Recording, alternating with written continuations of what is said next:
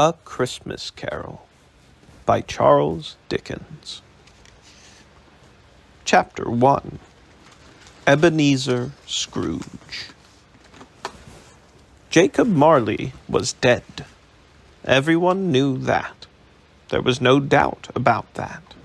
All the official papers were properly signed by witnesses to make them legal. The clergyman signed the papers. The city clerk signed them, and the undertaker signed them. Even Ebenezer Scrooge signed them, and everyone knew that anything Scrooge signed had to be perfectly legal. Yes, Marley was as dead as a doornail. Did Scrooge know he was dead? Of course he did. How could he not know? After all, Scrooge and Marley had been business partners for many years.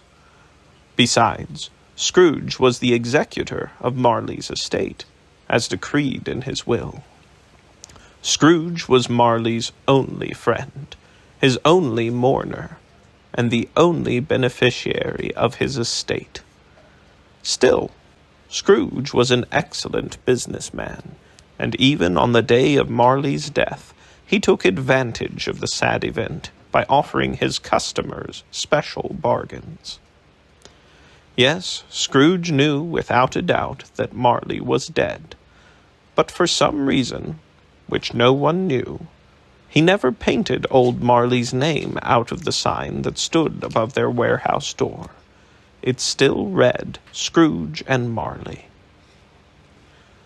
But Scrooge was a tight-fisted old man, squeezing every penny out of a bargain, showing no mercy to those who owed him money, and wrenching every minute of work out of his employees. Yes, he was a cold, solitary old man, cold inside and cold outside. His cold heart froze every feature about him. His pointed nose, his shriveled cheeks, his red eyes, his thin blue lips, his wiry chin, and his harsh, grating voice. He even kept everything around him cold. His office was as cold as ice, and never felt the slightest warmth, not even at Christmas. But neither heat nor cold bothered Scrooge. Neither did people. Nobody ever smiled at him in the streets. Nobody ever asked, "My dear Scrooge, how are you?" Nobody ever offered, "Why don't you come visit us?" No beggars came up to him to plead for a trifle. No children ever asked him what time it was. No man or woman ever came up to him to ask directions.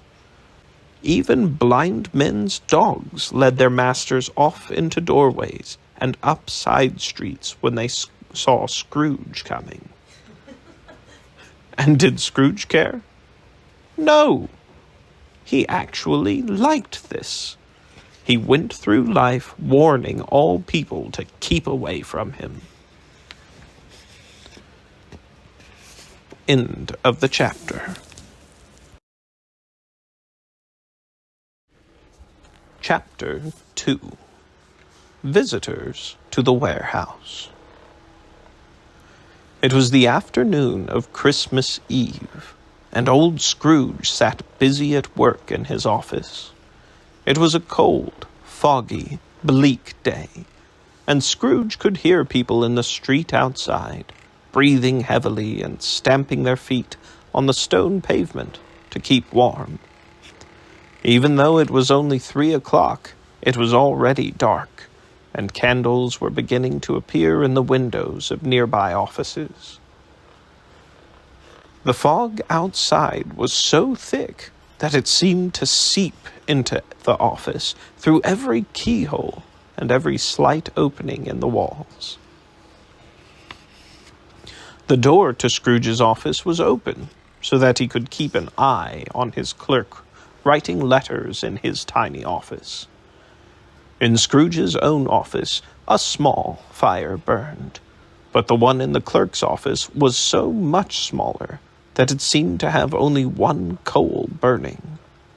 Still, the poor clerk couldn't refuel the fire, for Scrooge kept the coal box in his own office, and even threatened to fire the young man if he dared come in to ask for more. So Bob Cratchit, the clerk, tried to warm himself at the candle that burned at his table, but he did not succeed. Suddenly, a voice interrupted Scrooge in the midst of his work. "A Merry Christmas, Uncle," came a cheerful voice. It was Old Man Scrooge's nephew, Fred, a handsome young man with sparkling eyes and a glowing face. "Bah!" said Scrooge, without lifting his head. "Humbug!" "Christmas a humbug, Uncle," said the young man. "You can't mean that." "I do," said Scrooge. "Merry Christmas indeed. What right do you have to be merry? You're poor." "Come, Uncle," said Fred gaily. "What right do you have to be grouchy? You're rich." And since Scrooge had no answer at that moment, he said, "Bah!" and followed it with, "Humbug!" "Don't be cross, Uncle," said Fred. "Well, what else should I be?" said Scrooge. "When I live in a world filled with fools. What's so merry about Christmas? It's a time for paying bills when you don't have any money. It's a time when you're a year older and not a penny richer.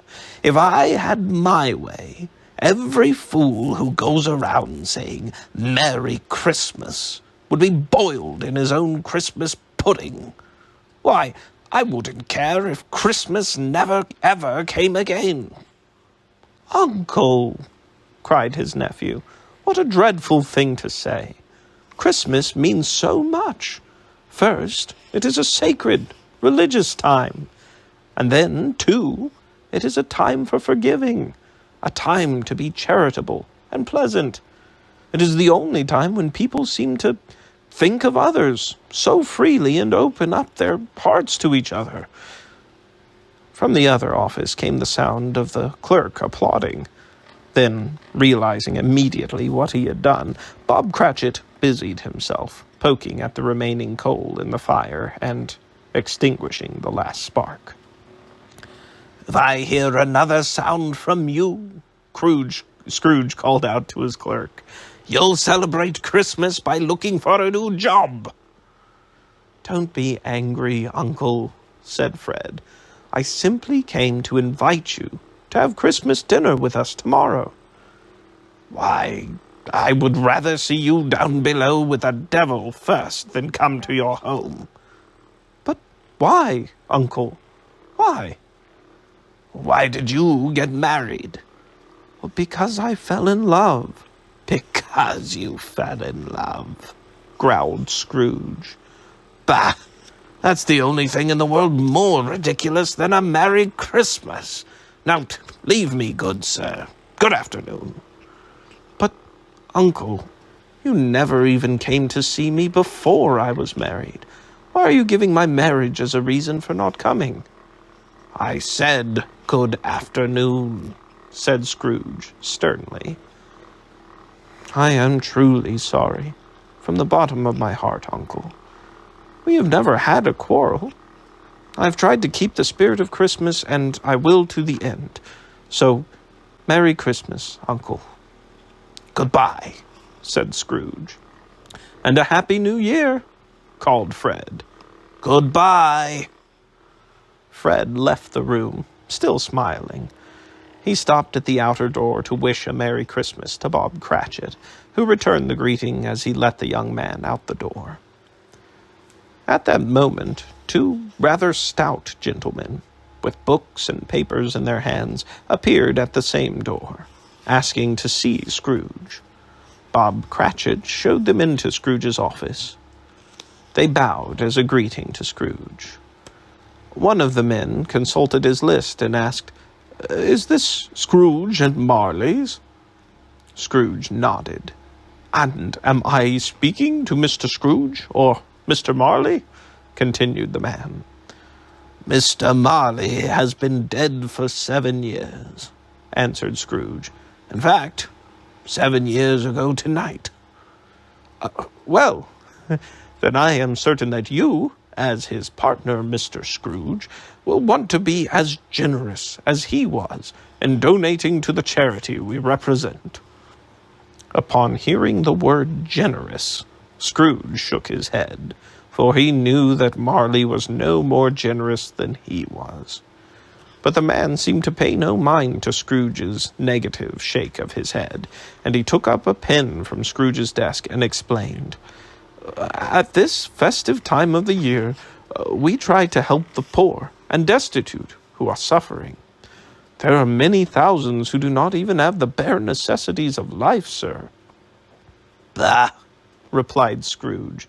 "There are prisons and workhouses to take care of these people, and laws made by the government to see to their welfare. As far as I'm concerned, the government is looking after them well enough." But, sir," said the man, "we wish to bring a little extra cheer to these unfortunates. We're raising money to buy some food and drink and a little warmth. At this time of the year, everyone rejoices in giving. Now, how much a donation may I put you down for?" "Nothing," replied Scrooge. "Ah, you wish your gift to be anonymous?" asked the gentleman, smiling. "I wish to be left alone," said Scrooge. "I do not consider Christmas merry, and I have no desire to make idle, worthless people merry. Their welfare is not my problem. I have my own business to attend to, and I do not concern myself with other people's businesses. Now, good afternoon, gentlemen." "But, sir," began the gentleman, "there is never enough government support for these poor people, and many will die." "Ah, humbug!" exclaimed Scrooge. "Then let them die. We already have enough of a surplus population of these wretched creatures anyhow." Realizing that they could do nothing to move the old man, the two gentlemen left, and Scrooge returned to his work, feeling quite pleased with himself. Meanwhile, the fog and darkness had thickened outside, and the cold had become more intense. In the street across from the warehouse, some workmen who had been repairing a gas line in the road had lit a fire in a bucket, and a group of ragged men and boys gathered round it to warm their hands. The dancing fire and their good spirits soon prompted one old man, his voice cracking, to sing the first few bars of "God Rest You Merry Gentlemen." Soon, other voices from these ragged men and boys joined in. One young lad, his nose frozen and numb from the cold, left the group and crossed the street to the Scrooge and Marley warehouse. He stooped down at Scrooge's keyhole to sing some lines of the Christmas carol to him, but at the first sound of "God rest you merry gentlemen, may nothing you dismay," Scrooge seized his ruler and shook it toward his closed door so violently that the singer jumped back from the keyhole and fled in terror. By now, it was closing time at the warehouse. Scrooge got down off his stool and announced it to Cratchit. The clerk immediately blew out his candle and took his hat and long woolen scarf down from the hook. "And I suppose you'll want tomorrow off," said Scrooge to the young man. "If it is convenient for you, sir." "It is not convenient," said Scrooge, "and it is not fair either. If I was to dock you a day's wages from your pay, you'd think I was being unfair, wouldn't you?" The clerk smiled weakly. "And yet," continued Scrooge.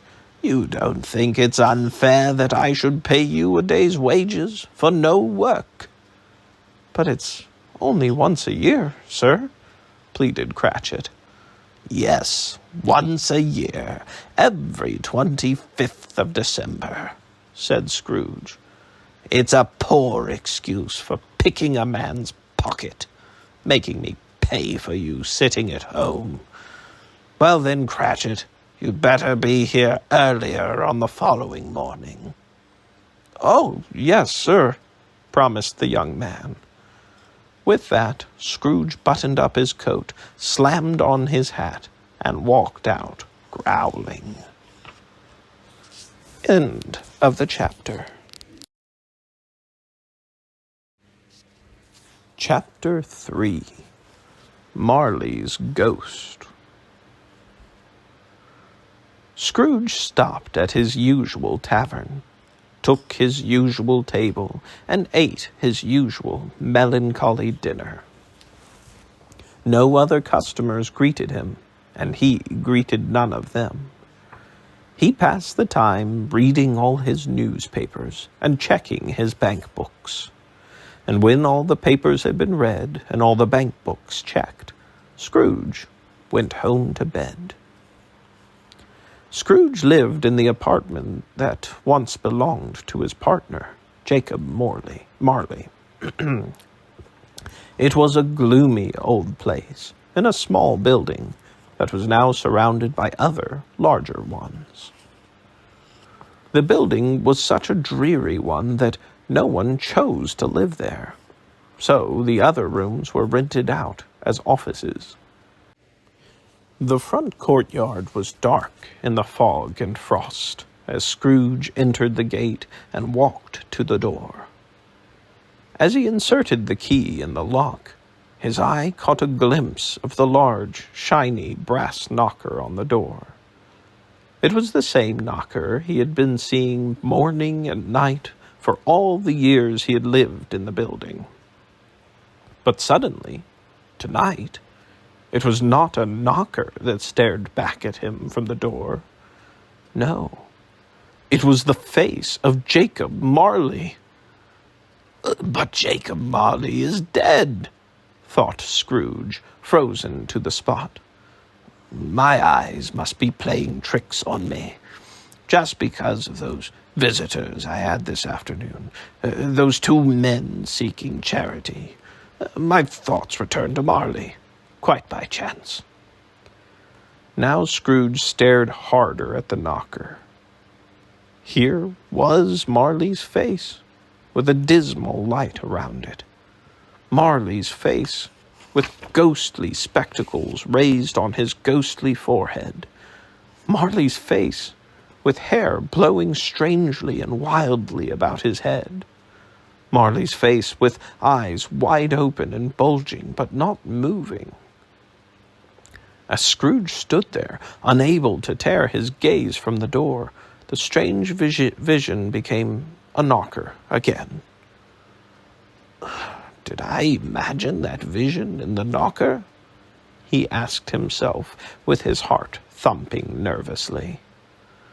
But since he could find no answer, Scrooge forced himself to turn the key in the lock and walk inside.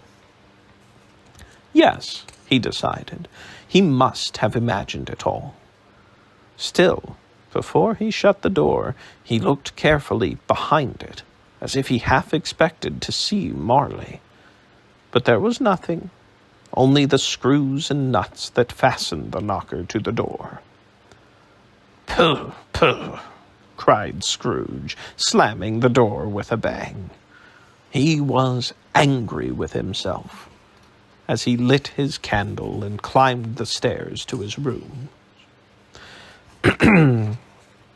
Although Scrooge had always liked the darkness, now, as he entered his apartment, it made him remember Marley's face in the knocker.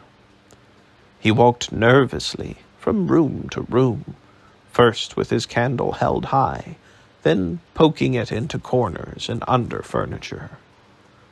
Nobody was under the table, nobody under the sofa, nobody was under the bed, Nobody was in the closet. Scrooge even looked inside his dressing gown as it hung on the hook on the wall, but nobody was inside it either. A small fire was in the grate. A little pot of broth was warming on the fireplace ledge. Satisfied that he was alone, Scrooge closed and locked his door, which he didn't normally do. Then, taking off his coat and jacket and putting on his dressing gown, slippers and nightcap, Scrooge sat down before the fire to eat his broth. The fire was low, very low for such a bitter night. As Scrooge moved closer to get every bit of warmth from it, he looked at the familiar tiles set in the fireplace around the hearth. He remembered remarking to himself, when he had first moved in, that the fireplace must have been built by a Dutchman years ago, for the tiles were old Dutch scenes illustrating the Bible. But now these scenes were suddenly gone, and in their place appeared the shape of old Marley's head, staring out at Scrooge from each smooth tile. "Ye humbug!" cried Scrooge angrily as he jumped up and strode across the room. After a few minutes of pacing, Scrooge returned to the fireside and sat down again. As he leaned his head back against the chair, his eyes were raised, and his glance came to rest on a bell. It was a bell that had always been in the room, a bell that had hung there, unused. Now suddenly, this long, silent bell began to swing. Scrooge stared, first with astonishment, then with terror. At first, the bell swung softly, barely making a sound, but soon it rang out loudly and was followed, almost in a chorus, by every bell in the house. The ringing may have lasted a minute, but to Scrooge it seemed like an hour. Then suddenly, the bells stopped. Just as Scrooge was about to catch his breath, a new sound gripped his heart. A clanking noise from deep down below, as if someone were dragging a heavy chain over the wine casks stored in the basement.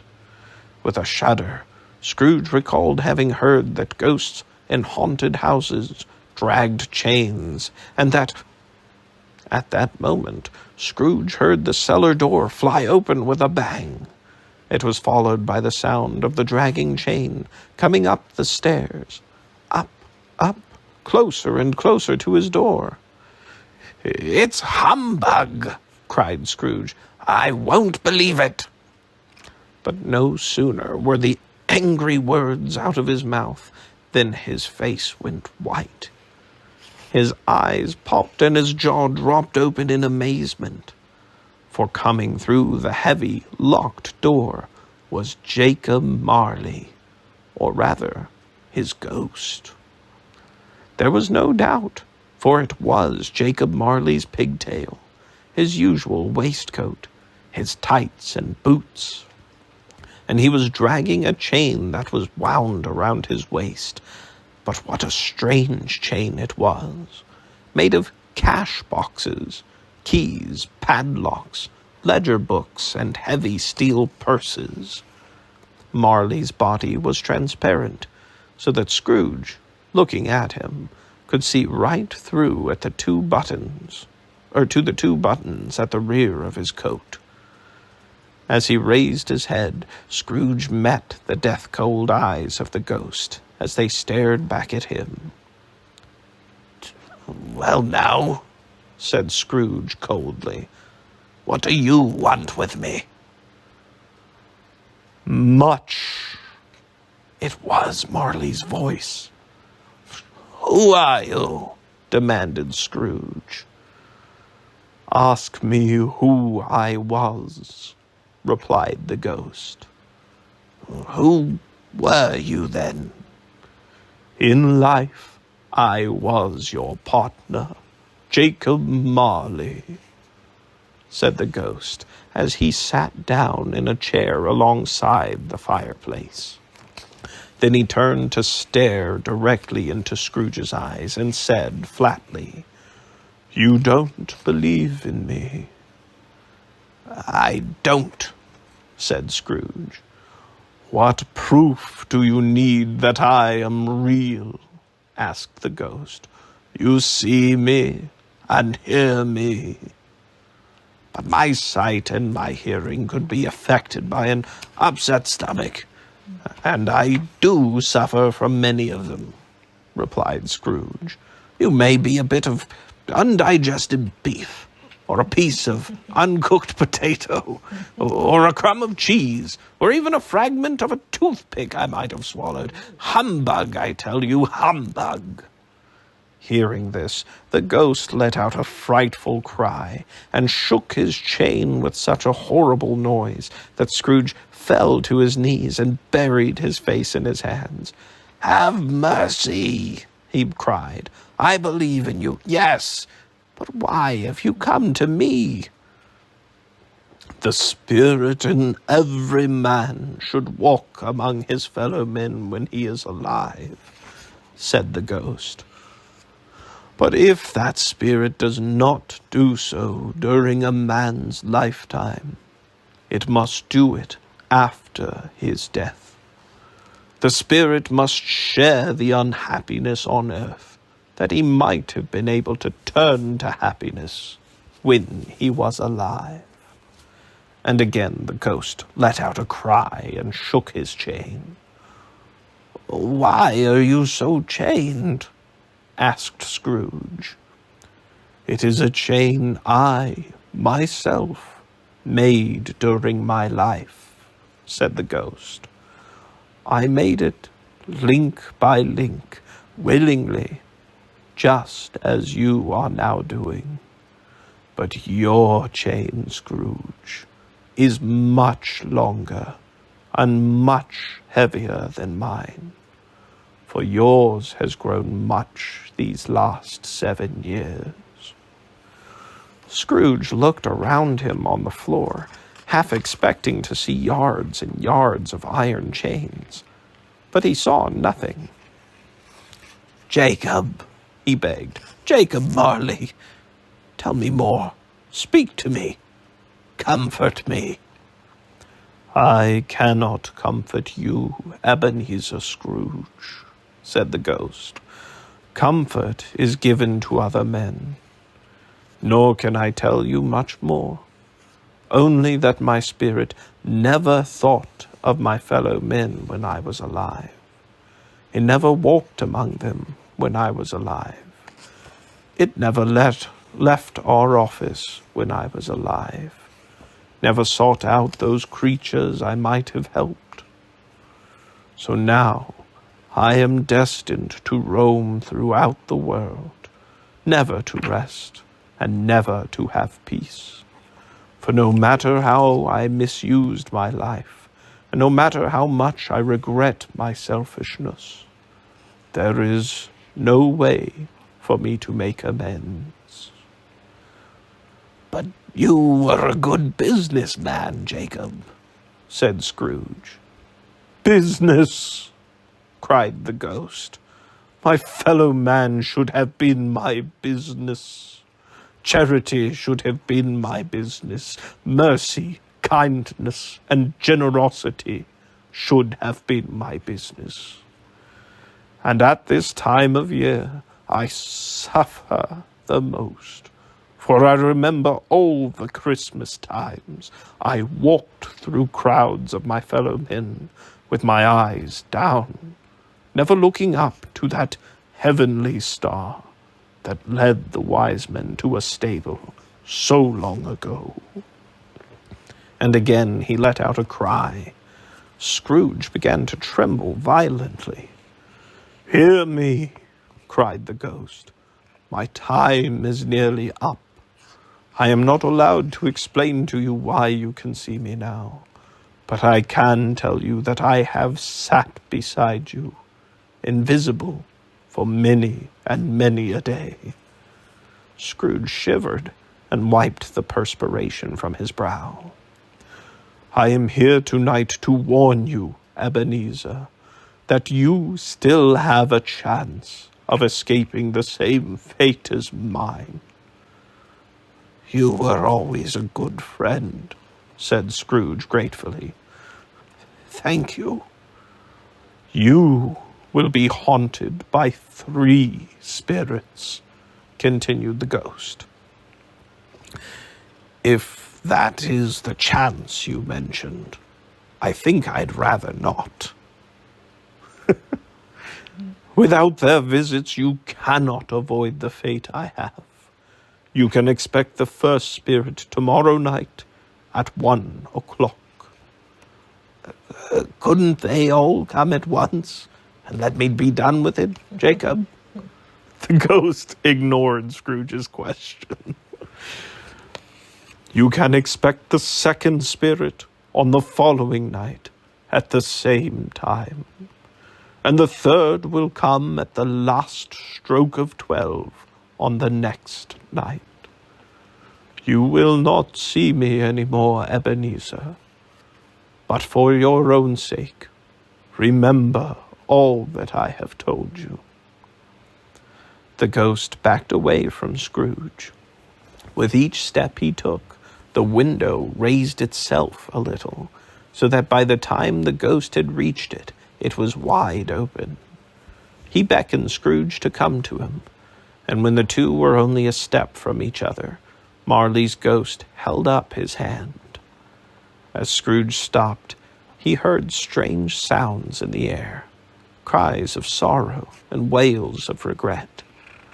The ghost joined in with these sounds as he floated out through the window and into the dark night.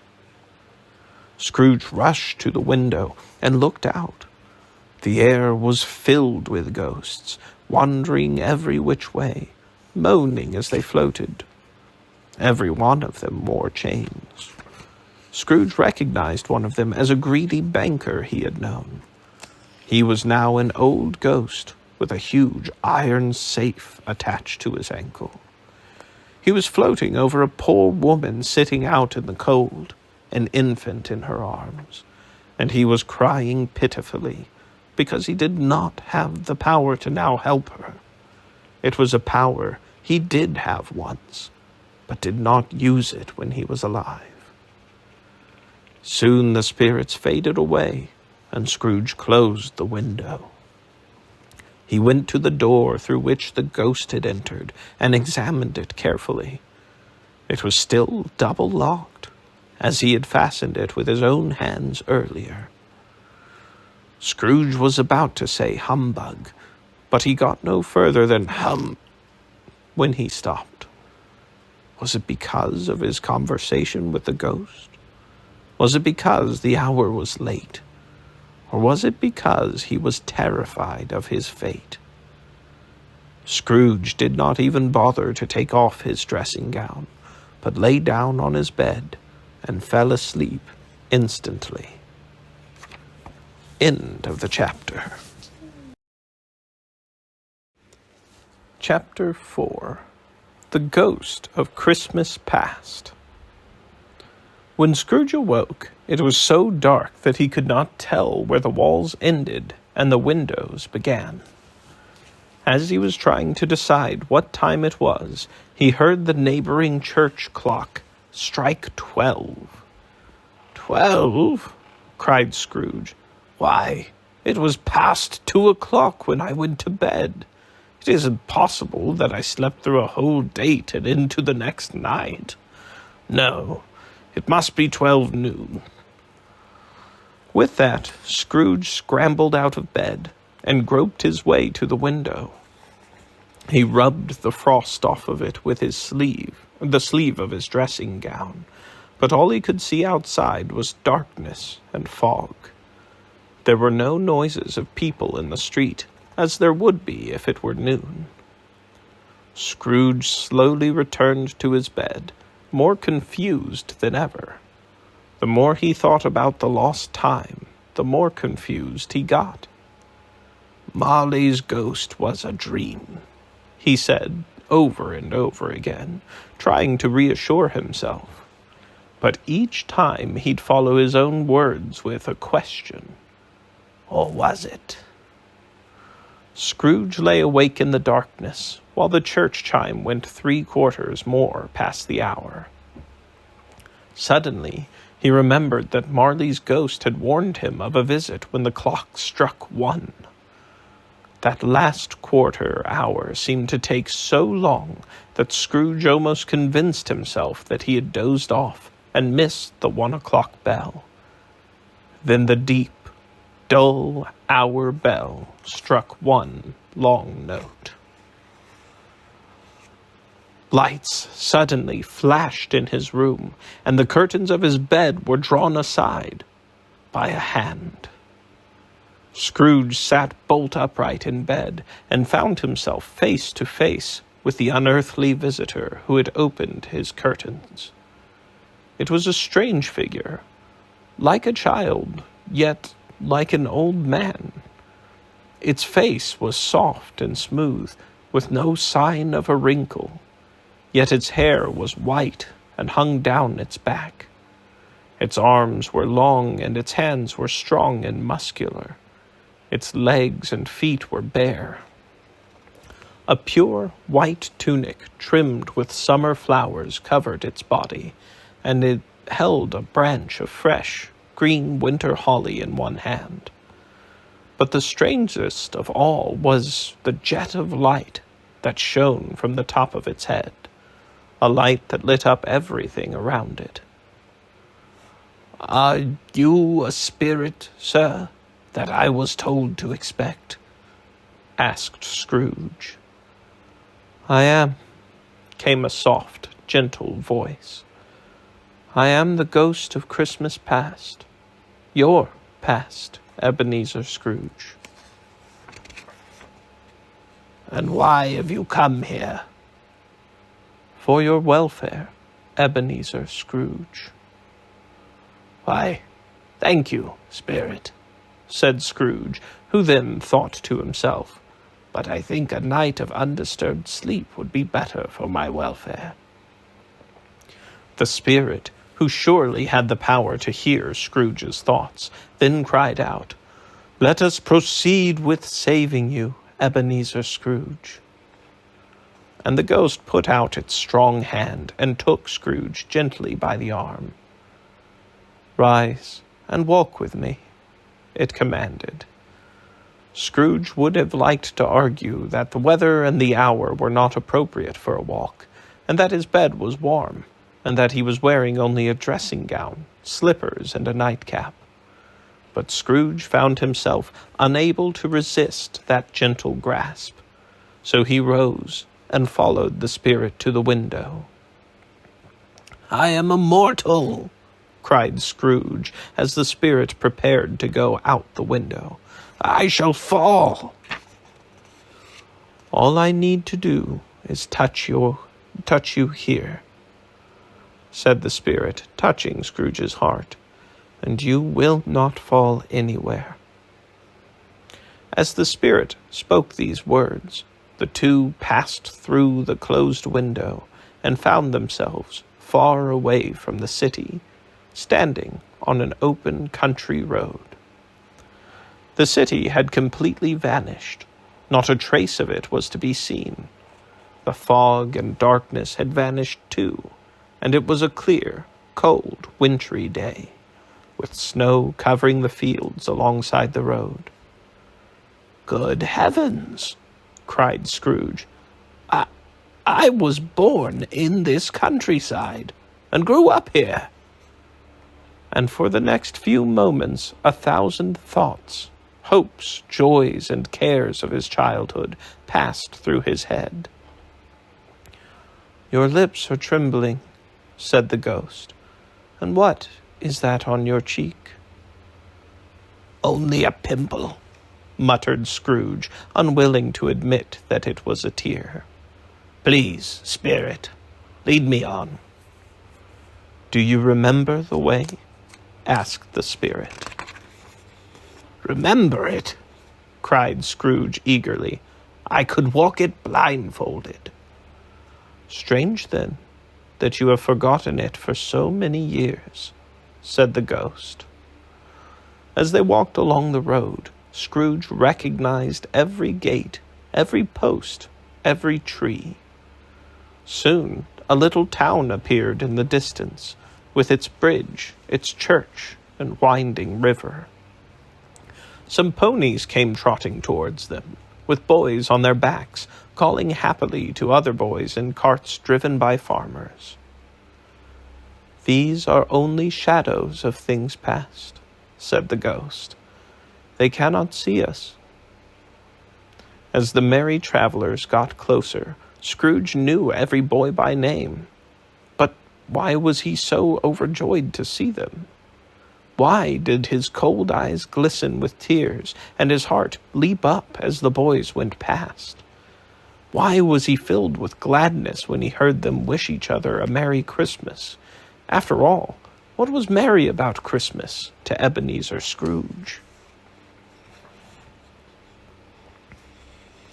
"That school up ahead is not quite empty," said the spirit. "One single child, neglected by his family and friends, is still there." "I know that well," said Scrooge, sobbing. "I know him well." They turned off the main road into a familiar lane, and soon approached a large red brick building. A weather vane sat on the roof, with a bell hanging from it. The building had seen some very poor days. Most of its rooms were now rarely used. Its walls were damp and covered with moss. Many of its windows were broken, and its gate was rotting. The sheds outside were overrun with grass, and chickens strutted through the empty stables. As Scrooge and the spirit entered a door off the dreary hall, they saw a bare room, with lines of desks still in position. At a desk sat one lone boy, reading. He had chosen a desk near the weak fire to try to keep warm. Scrooge sat down upon a bench and wept to see his long-forgotten self as a boy. Suddenly, a strange figure appeared outside the schoolroom window. It was a woodcutter with an axe stuck in his belt. He was leading a donkey loaded down with wood. "Why, it's Ali Baba!" cried Scrooge joyously. "Dear old Ali Baba came to visit that boy sitting there reading. I remember one Christmas when the boy was left here all alone after his classmates had gone home for the holidays, and Ali Baba came to keep him company. And look, there's the genie too." Was this really Ebenezer Scrooge, laughing and crying, excited over friends he had made in his childhood books? Friends who kept him company when he was deserted by live ones? "And there's the parrot," cried Scrooge. "Poor Robinson Crusoe, home again after sailing around his island. And there goes Friday, running towards the creek." Then Scrooge's voice suddenly took on a tone of pity. "Poor boy," he said of his former self, and began to weep again. "I wish... but it's too late now." "What do you wish?" asked the spirit. "Nothing," said Scrooge. "Nothing. There was a boy singing Christmas carols at my door last night. I wish I had given him something. That's all." The spirit smiled thoughtfully and waved its hand. "Let us see another Christmas." At those words, Scrooge's former self grew taller, and the schoolroom became darker and dirtier. More windows were cracked. Pieces of plaster had fallen out of the ceiling. More rooms were deserted, and even the chickens no longer strutted through the stables. and the boy was alone again when all the other boys had gone home for the holidays. The boy was not reading now. He was walking up and down in despair. Scrooge, watching this, shook his head sadly and glanced toward the door, remembering what was to come. The door opened, and a little girl, much younger than the boy, came darting in. She threw her arms around the boy's neck and kissed him, calling him dear, dear brother. "I have come to bring you home, dear brother," cried the little girl joyfully. "Home, dear little Fan?" asked the puzzled boy. "Yes," cried the girl, "home for ever and ever. Father is so much kinder now than he used to be. He speaks so gently to me now that I got up the courage to ask him if you could come home. And he said, yes, you could. And he sent me in a coach to bring you. And we're going to be together all Christmas and have the merriest time in the world." Fan clapped her hands and laughed. She stood on tiptoe to hug her brother, and she began tugging eagerly at his sleeve, trying to pull him towards the door. "She was a delicate creature," said the spirit to Scrooge, "and she had a good heart." "Yes, she did," said Scrooge. "But she died after she was grown, didn't she?" asked the spirit. "Shortly after she was married and had children." "One child," answered Scrooge. "Yes," said the spirit. "Your nephew, Fred." Scrooge seemed uneasy as he answered, "Yes."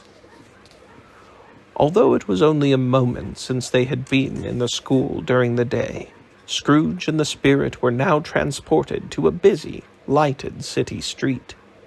It was evening, and shadowy people came and went, and shadowy carts and coaches battled for space in the roads. Looking around him, Scrooge saw from the decorations in the shops that here, too, it was Christmas. He followed the spirit until its shadowy outline stopped at a warehouse door. "Do you recognize this?" asked the ghost. "Recognize it?" cried Scrooge. "I was apprenticed here." They went inside and saw an old gentleman sitting on a high stool. It was so high that if it had been 2 inches taller, the man's head would have hit the ceiling. "Why, it's old Fezziwig!" cried Scrooge with excitement. "Bless his heart!" Old Fezziwig laid down his pen and looked up at the clock. Seeing that it was 7, he called out in his jovial voice, "Yo-ho there, Ebenezer, Dick!" Scrooge's former self, now a grown young man, hurried into the room, followed by his fellow apprentice. "It's Dick Wilkins, to be sure," cried Scrooge to the ghost. "He was very close to me, but Wilkins was my good friend." "Yo-ho, my boys!" cried Fezziwig. "No more work tonight. It's Christmas Eve, my lads. Let's clear away and have lots of room here." And he skipped down in a single hop from his high desk. Ebenezer and Dick cleared away the desks and swept and washed the floor, while Mr. Fezziwig heaped more coals on the fire. The warehouse was soon snug, warm and dry, and bright as a party room. In came a fiddler with a music book in hand. When he began to play, his music sounded like 50 stomach aches, but to the boys it was a beautiful orchestra. In came Mrs. Fezziwig, smiling, followed by the 3 lovable Miss Fezziwigs and the young men courting them. In came the men and women who worked in Mr. Fezziwig's warehouse. In came the housemaid, with her cousin, the baker. In came the cook and her friend, the milkman. In came friends and in came neighbors. In they all came, one after another, some shyly, some boldly, some gracefully, some clumsily, and arms about each other, they frolicked and danced to the fiddler's music. There were cakes and puddings and mince pies and cold beef, and there was hot wine and lots of cold beer. But the high point of the evening came when Mr. Fezziwig stood up to dance with Mrs. Fezziwig. Despite their age and size, their feet seemed to float on the air, as they danced more gracefully and with more energy than couples half their age. When the clock struck 11, the party broke up. Mr. and Mrs. Fezziwig stood at the door, shaking hands with each of their guests and wishing them all a Merry Christmas as they left. When all the guests had gone, the Fezziwigs wished the same Merry Christmas to their 2 apprentices, and the boys headed for their beds in the back room of the warehouse, full of praise for the Fezziwigs. All the while this party scene was taking place, Scrooge watched and acted as if he were part of it, as it was happening. He slapped his hands to the music, licked his lips at the food, nodded happily to the guests, and even held out his hand to say farewell to the Fezziwigs. "It cost so little," said the ghost, "to make so many people happy at that party. Fezziwig spent a few pounds, 3 or 4 perhaps. Do you really think he deserves all the praise the boys heaped on him?" "It isn't that," said Scrooge, speaking more like his younger, former self. "Fezziwig had the power to make us happy or unhappy, to make our work a pleasure or a burden. No, Spirit. The happiness Fezziwig gives us is as great as if it cost a fortune." Realizing that the ghost was staring at him, Scrooge stopped talking. "What is the matter?" asked the ghost. Nothing, particularly," answered Scrooge. "I was just thinking that I would like to say a kind word or two to my clerk, Bob Cratchit, right now." But at that moment, Scrooge and the ghost once again stood side by side in another room, and Scrooge now saw himself as an older man, in his 20s perhaps, in the prime of his life. But already his face had begun to show the signs of greed and worry. Now Scrooge was not alone. He sat alongside a pretty young girl. Tears were in her eyes as she spoke to Scrooge's former self. "It doesn't matter to you at all," she said softly, "that another love has replaced me in your heart? And if this love can cheer you and comfort you in the future as I would have done, then I will not weep and grieve for you." "Good heavens, Belle, what love are you talking about?" asked Scrooge. "What love do you say has replaced you in my heart?" "Gold," she whispered, "for now gold is the only thing you love." "But this is how the world is," said Scrooge. "Nothing is worse than poverty, yet those very same poor people condemn those who seek wealth." "But Ebenezer," protested Belle, "once you had more noble goals in life, goals which you have cast aside so that you could concentrate only on gaining money." "But my feelings towards you have not changed," cried the young man. "We pledged our love a long time ago when we were both poor," she reminded him, "and we agreed to wait until our financial situation improved. When you made that pledge, you were a different man.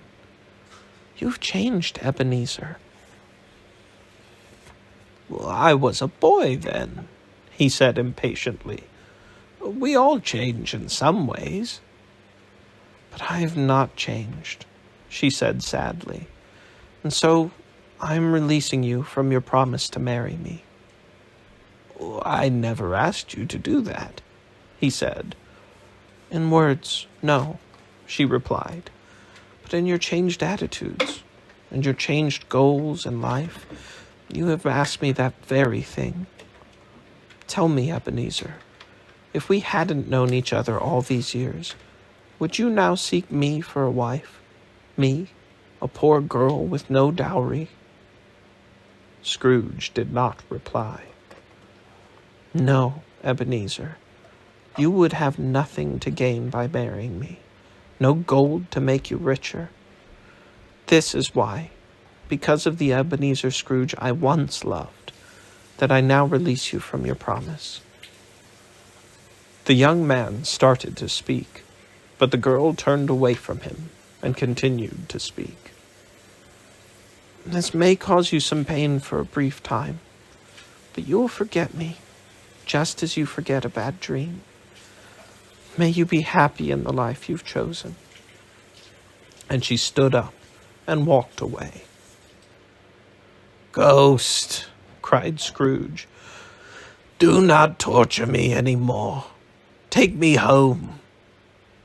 Just one more shadow, said the ghost. No more, cried Scrooge. No more. I don't want to see any more. But the ghost grasped Scrooge's arms and forced him to gaze upon the scene that was appearing before them. They were inside a room, not a large, luxurious room, but a comfortable one, with a cheerful fire burning in the hearth.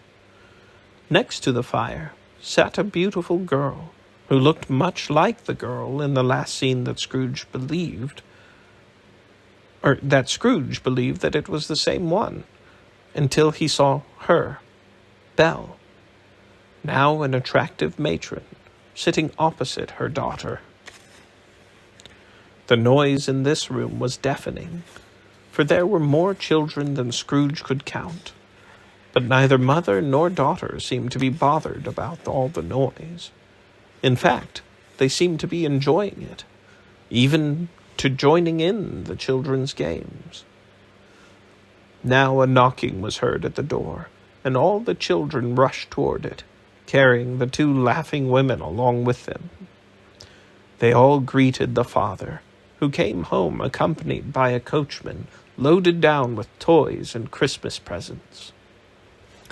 The children shouted with wonder and delight as each gift was opened, and for a long while afterward the mother and father beamed happily as the children played with their gifts. Then slowly the tired children began to leave the parlor and go upstairs to bed. And now Scrooge watched more closely as the father, with his daughter leaning lovingly on him, sat down with her and her mother at the fireside. And when Scrooge thought how perhaps that beautiful young girl might have been his daughter, might have brought joy to his life, his eyes grew full with tears. "Spirit," cried Scrooge in a broken voice, "take me away from here." "I told you these were shadows of things that are past," said the ghost. "They are what they are. I did not make them happen." "Take me away," cried Scrooge. "I cannot bear it. Take me back. Stop haunting me." With that, Scrooge grabbed the cap hanging down the ghost's back and quickly pressed it on its head, hoping that by putting out the ghost's light he could make it go away. But though Scrooge pressed the cap all the way down to the ground over the invisible figure, the light still shone out from under it. Scrooge felt exhausted and drowsy. Not sooner than he'd given the cap one last squeeze than he found himself in his own bedroom. He reeled into bed, and fell into a heavy sleep. End of the chapter. Chapter 5. The Ghost of Christmas Present. Scrooge awakened in the middle of a loud snore. He sat up in bed to clear his head, realizing that the clock would soon be striking 1. He knew that something inside him woke him up at that moment, so he'd be awake to have his meeting with the second ghost. Rather than wait and be surprised again by the ghost's opening one of his curtains, Scrooge pushed them all aside himself and lay down again to wait nervously. "What will this one look like?" muttered Scrooge. "I'm sure I wouldn't be surprised by anything from a baby to a rhinoceros." So, prepared for almost anything, Scrooge was surprised when the clock struck 1 and no ghost appeared. As the minutes went by, 5, 10, 15, and nothing came, he began to tremble. As he lay there, a blaze of light began shining on his bed. "Perhaps it's coming from the sitting room," thought Scrooge. "I'd better trace it." So, getting up out of bed softly, Scrooge shuffled in his slippers to the door. The instant his hand touched the knob to turn it, a strange voice called his name. "Ebenezer Scrooge, enter this room." Scrooge obeyed. It was his own sitting room. There was no doubt, but it had changed completely. Leaves and branches of holly, mistletoe, and ivy, all covered with berries, hung from the walls and ceiling. A roaring fire blazed in the hearth, and piled on the floor, forming a throne-like couch, were huge roasts of meat, turkeys and suckling pigs, long strings of sausages and mince pies, plum puddings, apples, oranges, cakes, and bowls of punch. Seated on this feast throne was a jolly, smiling giant. High above him he held a torch shaped like a horn of plenty. "Come in," called the ghost warmly. Scrooge entered timidly, his head bowed before the ghost. Although the ghost's eyes were friendly and kind, Scrooge did not want to meet them. "Look at me," said the spirit. "I am the ghost of Christmas Present." Scrooge obeyed. What he saw was a figure dressed in a simple, dark green robe, trimmed with white fur. It hung loosely around the spirit's body. Tied around his waist was an ancient, rusty sheath, but no sword was in it. The spirit's feet were bare below the robe. On his head was a holly wreath, set with shining icicles. Dark brown hair hung long and loosely from his head, framing a friendly face, sparkling eyes, and a cheery voice. "You have never seen anything like me before, have you?" asked the spirit. "Never," answered Scrooge. "But please, good spirit, take me wherever you wish. Last night I was forced to go with the first spirit, and I learned a valuable lesson. Tonight, if you have anything to teach me, I am ready." "Touch my robe," commanded the spirit. Scrooge obeyed, and was instantly stuck to the robe. And in that same instant, the holly, mistletoe, berries, meat, turkeys, pigs, sausages, pudding, fruit, and punch all vanished too. So did the room, the fire, the glowing light, and the night. Scrooge and the spirit now stood on the city streets on Christmas morning. The weather was cold, and the sky gloomy. Snow covered everything, white on the rooftop, and gray and black in the road, where carts and wagons made deep burrows. Some people were shoveling snow from the pavement, and others were sweeping it from their roofs, much to the delight of children who watched as rooftop snowstorms fell in the road. Even the people on the roofs were having a jolly time, calling to each other, and even throwing a snowball or two at each other. The fruit shop was open, and baskets of chestnuts and almonds sat at the door. Apples and pears and oranges were piled high in pyramids, and bunches of grapes dangled from hooks to entice last-minute holiday shoppers. From the grocer's shop came delicious scents of tea and coffee, of cinnamon and sugar and spices. The poultry shops were still open, with juicy turkeys, squabs, and geese begging to be carried home and eaten for dinner. Soon the steeple bell called all the good people to church, and the street was filled with them, in their best clothes and their gayest faces. At the same time, from every street and lane came scores of poor people, carrying their dinners to the bakers' shops, for on this day each baker welcomed the poor into his shop to warm their Christmas dinner in his big oven. As these poor people passed the Spirit and Scrooge, the Spirit lifted the cover of each man's dish and sprinkled incense from his torch on it. But what a strange torch it was! For once or twice, when two dinner carriers bumped into each other and exchanged angry words, the Spirit sprinkled a few drops of water from his torch onto them, and their good spirits returned immediately. "Is there a particular flavor that you are sprinkling from your torch?"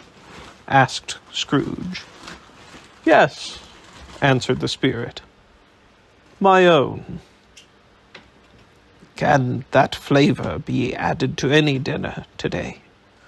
"To any," said the Spirit, "but mostly to a poor dinner, for that's the dinner that needs it most."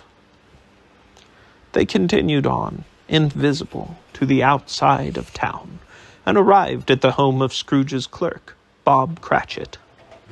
The Spirit stopped at the doorway and blessed the small house with a sprinkling of his torch. Inside, Mrs. Cratchit, Bob's wife, was setting the table. Her often mended but clean dress was tied with colorful holiday ribbons. One of her daughters, Belinda, was helping her, while her son, Peter, was dipping a fork into a pan of potatoes to see if they were done. Two smaller Cratchits, a boy and a girl, came tearing into the room. "What a delicious smell our noses caught outside the baker's!" cried the boy excitedly. "It must be our Christmas goose," added the girl. "I just know it was." "Where can your father be?" asked Mrs. Cratchit. "And your brother, Tiny Tim? They should have been home from church by now, and even your sister Martha is a half an hour late getting here." "I'm here, Mother," called a voice at the doorway. "Bless your heart, dear Martha," said Mrs. Cratchit, kissing her and taking off her bonnet and shawl. "But how late you are! Was there anything wrong at the milliner's shop?" "We had a good deal of work to finish last night," said Martha, "and all the apprentices had to clear away this morning." "Well, it doesn't matter," said Mrs. Cratchit, "as long as you're here. Now, sit by the fire and warm up." "No, no, Father's coming," cried the two young Cratchits. "Hide, Martha, hide!" Martha hid behind a closet door, and in came Bob, his threadbare clothes darned but clean. On his shoulders was Tiny Tim, carrying his crutch in the hand that wasn't holding on to his father's neck. "Why, where's our Martha?" cried Bob, looking around at his family. "Not coming," said his wife solemnly. "Not coming?" said Bob, suddenly losing his gay spirit. "Not coming home on Christmas Day?" Martha hated to see her father so disappointed, so she ran out from behind the door and into his arms, while the two Cratchit boys gently eased Tiny Tim down off his father's shoulders and helped him into the kitchen to check on the pudding on the stove. "And how did little Tiny Tim behave in church?" asked Mrs. Cratchit. "As good as gold," said Bob. "Sometimes that boy gets the strangest thoughts, though. But I guess it's from being alone so much, while the other children his age are out playing together." "Why, what were his thoughts, dear?" asked Mrs. Cratchit. "Oh, on the way home from church, he told me that he hoped people saw him in church, because he was a cripple. When I asked him why, he said it would remind people that on Christmas Day they should remember their God, who made lame beggars walk and blind men see." Bob's voice trembled as he told this to his wife. Just then, a noisy little crutch was heard on the floor, and in came Tiny Tim. His brother and sister helped him to get up on his stool by the fire. Peter and the two young Cratchits then went to bring in the goose, and returned in a procession with it. Mrs. Cratchit brought the gravy, while Peter mashed the potatoes, Belinda sweetened the applesauce, and Martha heated the plates. Bob pulled Tiny Tim's stool to the corner beside him at the table, while the two young Cratchits brought chairs around for everyone. At last, the family was seated, and grace was said. There was never such a goose. Everyone agreed while Mrs. Cratchit was carving, even though the goose was quite small for such a large family. The dinner was filled in with potatoes and applesauce, and not a single morsel was left over. As Belinda took away the plates, Mrs. Cratchit went to get the pudding. "Suppose it falls apart," worried the young Cratchit boy. "Suppose someone came in and stole it," said the girl. "That would be worse." But in half a minute, Mrs. Cratchit entered, smiling proudly as she held the flaming pudding decorated with a twig of holly on top. "My dear," said Bob, "this is the best pudding you have made since our marriage." "I was so worried," she said, sighing with relief. "I wasn't sure it would come out right, for I didn't have enough flour." Everyone said the pudding was wonderful, and not one person mentioned what a small pudding it was for such a large family. Then all the family gathered in a circle around the hearth. On a small table at Bob's elbow stood all the glasses the family possessed, 2 tumblers, and a cup without a handle. These were filled with a hot mixture of gin and lemons, but it could not have tasted any better if it were served in golden goblets. As Bob served it, he proposed a toast. "A Merry Christmas to us all, my dears. God bless us." The family repeated the toast with Tiny Tim the last of all. "God bless us, everyone." Tiny Tim sat very close to his father's side on his little stool. Bob held the boy's withered little hand in his, holding it gently yet tightly, as if he feared that the boy might be taken away from him. "Spirit," said Scrooge, becoming interested as he had never been before, "tell me if Tiny Tim will live." "I see an empty stool in the corner, and a crutch without an owner. If these shadows of the future, which only I can see, remain unchanged, that is Tiny Tim's fate." "No, no," cried Scrooge. "Oh, no, kind spirit, spare him." "If these shadows remain unchanged," repeated the spirit, "he will die. But why not? After all, you said it would be better if these poor unfortunate creatures died off and decreased the population. You said it yourself. Those were your very words. Scrooge hung his head upon hearing the words he had spoken to the two visitors to his warehouse, upon hearing these very same words spoken back to him. "Man," said the ghost, "if you are a man in your heart, take back those wicked words. Why should you decide who shall live and who shall die? Perhaps heaven will decide that you are less fit to live than this poor man's child." Trembling, Scrooge could only stare at the ground, but the sound of his name being called from the shadows caused him to look up. "To Mr. Scrooge," said Bob, raising his tumbler for another toast. "To Mr. Scrooge, who made this feast possible." "Mr. Scrooge, indeed!" cried Mrs. Cratchit angrily. If I had him here, I'd give him a piece of my mind to feast on. Why, Robert, nobody knows better than you what a stingy, hard, hateful, unfeeling old man Mr. Scrooge is." "My dear," said Bob calmly, "it is Christmas Day." "Well," admitted his wife grudgingly, "I'll drink to his health for your sake, Robert, and for the sake of the holiday spirit. But never for Mr. Scrooge's sake. Long life to Mr. Scrooge. I'm sure he's having a Merry Christmas and a Happy New Year." The children joined in the toast to Scrooge too, but no one in the family seemed to take much pleasure in doing it. The name of Scrooge darkened everyone's party spirit for a full 5 minutes. But when it passed, they all returned to their merry selves, for the Cratchits were a happy family, grateful for what they did have, and content with each other. As the scene of the Cratchit family faded into the shadows, Scrooge kept his eyes fixed on Tiny Tim until the last.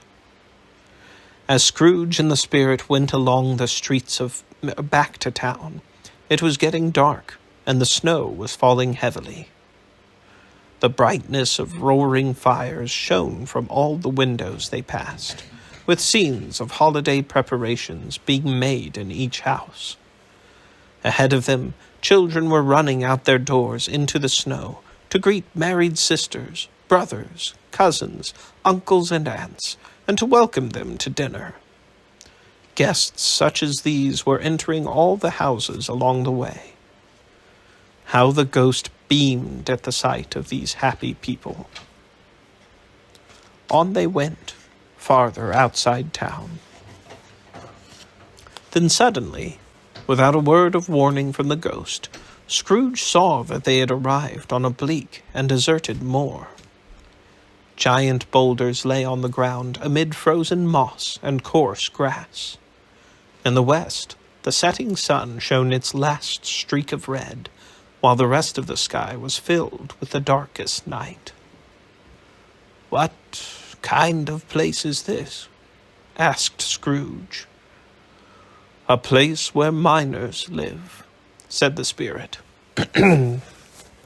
"These men may labor deep inside the earth, but they still know me.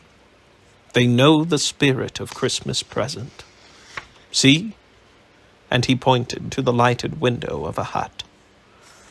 Scrooge and the ghost walked quickly towards it, passing their invisible selves through the wall of mud and stone. They found a cheerful group around a glowing fire. An old man and woman, and their children, their grandchildren, and their great-grandchildren were all decked out in their holiday clothes, singing Christmas songs. The spirit did not delay here, only long enough for Scrooge to see that here, too, was the spirit of Christmas.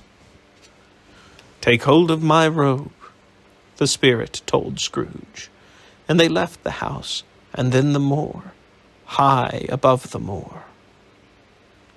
Scrooge looked down and back, horrified. "Where are we going?" he cried, as he saw only the roaring sea below and ahead of them. Then, ahead, on a reef of sunken rocks several miles from the shore, stood a lone lighthouse. But even here, the two lighthouse keepers were sitting at a rough table near a fire, wishing each other a Merry Christmas, while celebrating with their mug of grog. Again the spirit and Scrooge sped on, above the black and heaving sea, until they landed on the deck of a ship beside the helmsman at the wheel. The officers and crew were all at their stations, but each man was either humming a Christmas song, or had a Christmas thought, or was talking to his companions about other Christmases at home. Then suddenly, these low voices were interrupted by a hearty laugh. It was with great surprise that Scrooge recognized it as his nephew's laugh, and it was with even greater surprise that Scrooge found himself in a bright room with the spirit at his side. "Ha ha ha!" laughed Scrooge's nephew Fred. "Ha ha ha!" As he laughed, he was rolling his head and making the funniest of faces. Fred's wife, a pretty young thing with a dimpled face, was laughing too, just as heartily as her husband. And so were their friends, gathered for the holiday at their home. "And he said," Fred went on, "he said that Christmas was a humbug, and he believed it too." "Shame on him," said Fred's wife, who was Scrooge's niece by marriage. "Oh, I don't know," said Fred. "He's a funny old fellow, true. He could be more pleasant, but I've nothing against him." "You've told me he's very rich," she said. "What of it, my dear? His wealth is of no use to him. He doesn't do any good with it. He doesn't use it to live comfortably, and he doesn't even have the enjoyment of knowing he's ever going to do any good for us with it." "Well, I have no patience with him," said the niece, and all the ladies present agreed. "Oh, I have patience," said Fred. "I feel sorry for him. I couldn't be angry with him even if I tried. After all, who really suffers by his unpleasant ways? Himself, always. Here's the perfect example. He decided he didn't like us, and so refused our invitation to Christmas dinner. And what's the result? He lost out on a very good dinner. See, it is he who suffers." Yes, cried Fred's wife, clapping her hands. Do go on, Fred." "I was only going to add that Scrooge missed out on some very pleasant hours and some very pleasant company, and he can't find those in his moldy old office or gloomy apartment. Still, my dear, I plan to invite him every year, whether he likes it or not, for I pity him.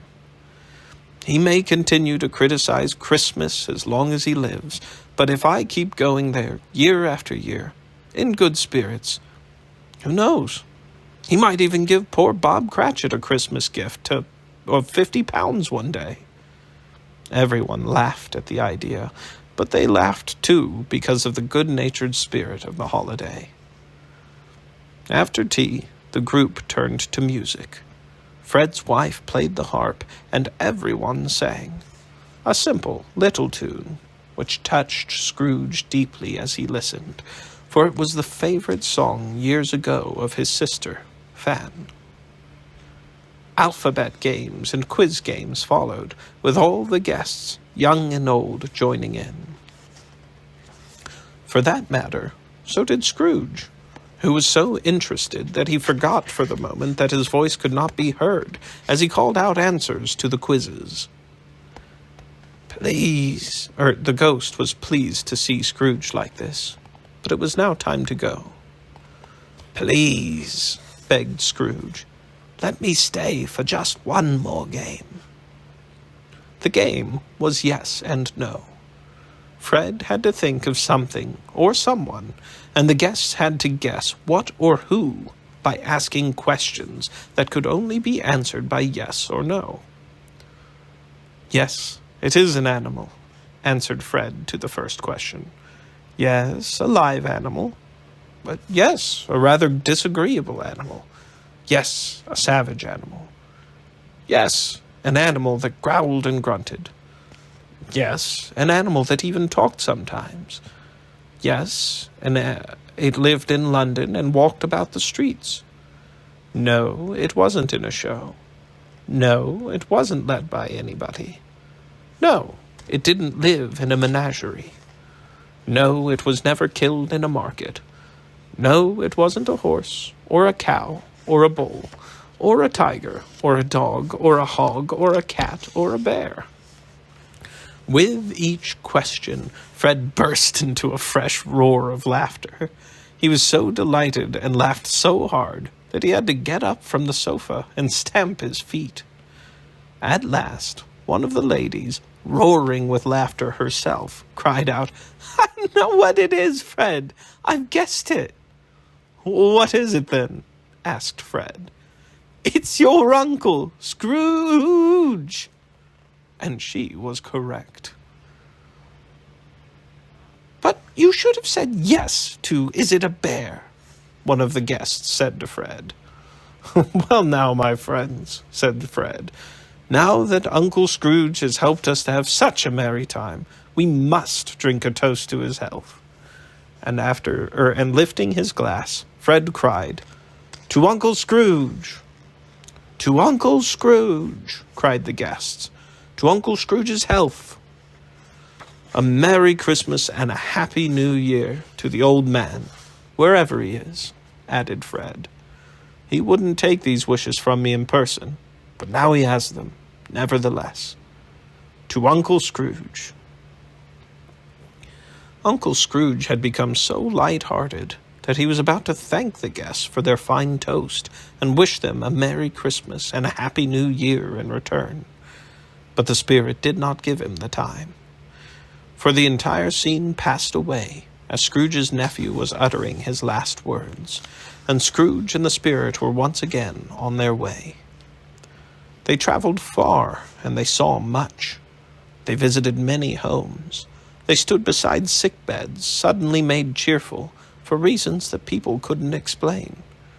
They saw poverty and misery in workhouses, hospitals, and jails, but they left each scene with people a little richer and a little happier with the Spirit's blessings. It was a long night. What was strange, however, was that while Scrooge did not change in appearance, the ghosts seemed to grow older and older. Scrooge noticed this as the night wore on. "Are spirits' lives so short?" he asked. "My life on earth is very short," said the ghost. "It ends tonight."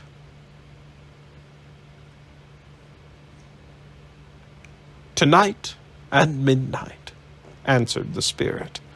"Listen now, for my time is drawing near. You must beware of ignorance and greed, for they mean doom to all mankind, unless you and all mankind can change it." The clock began to strike the hour of 12. Scrooge looked around him for the spirit, but it had gone.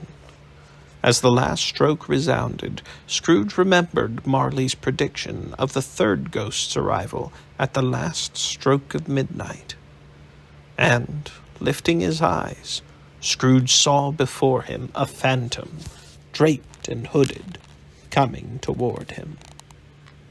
End of the chapter. Chapter 6. The Ghost of Christmas Yet to Come. The phantom approached Scrooge slowly, gravely.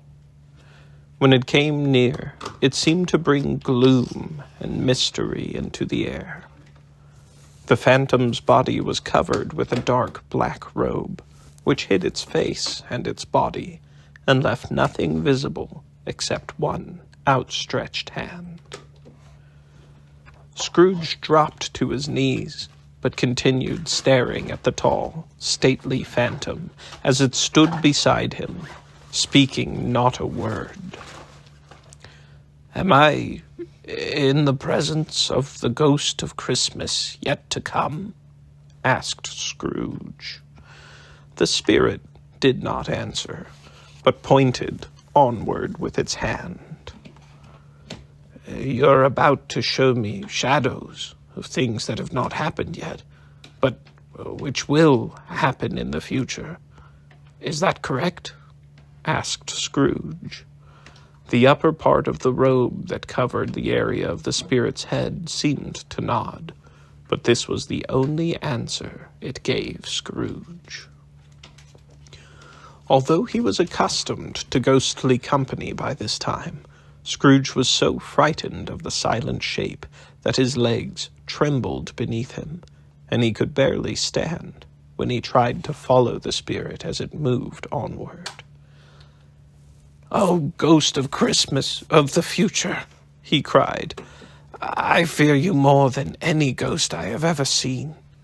But I know your purpose is to do good for me, and since I hope to live to be a better man than I was, I am prepared to go with you, and go gratefully. Will you not speak to me?" The ghost gave no reply. Its hand was its only answer as it pointed straight ahead.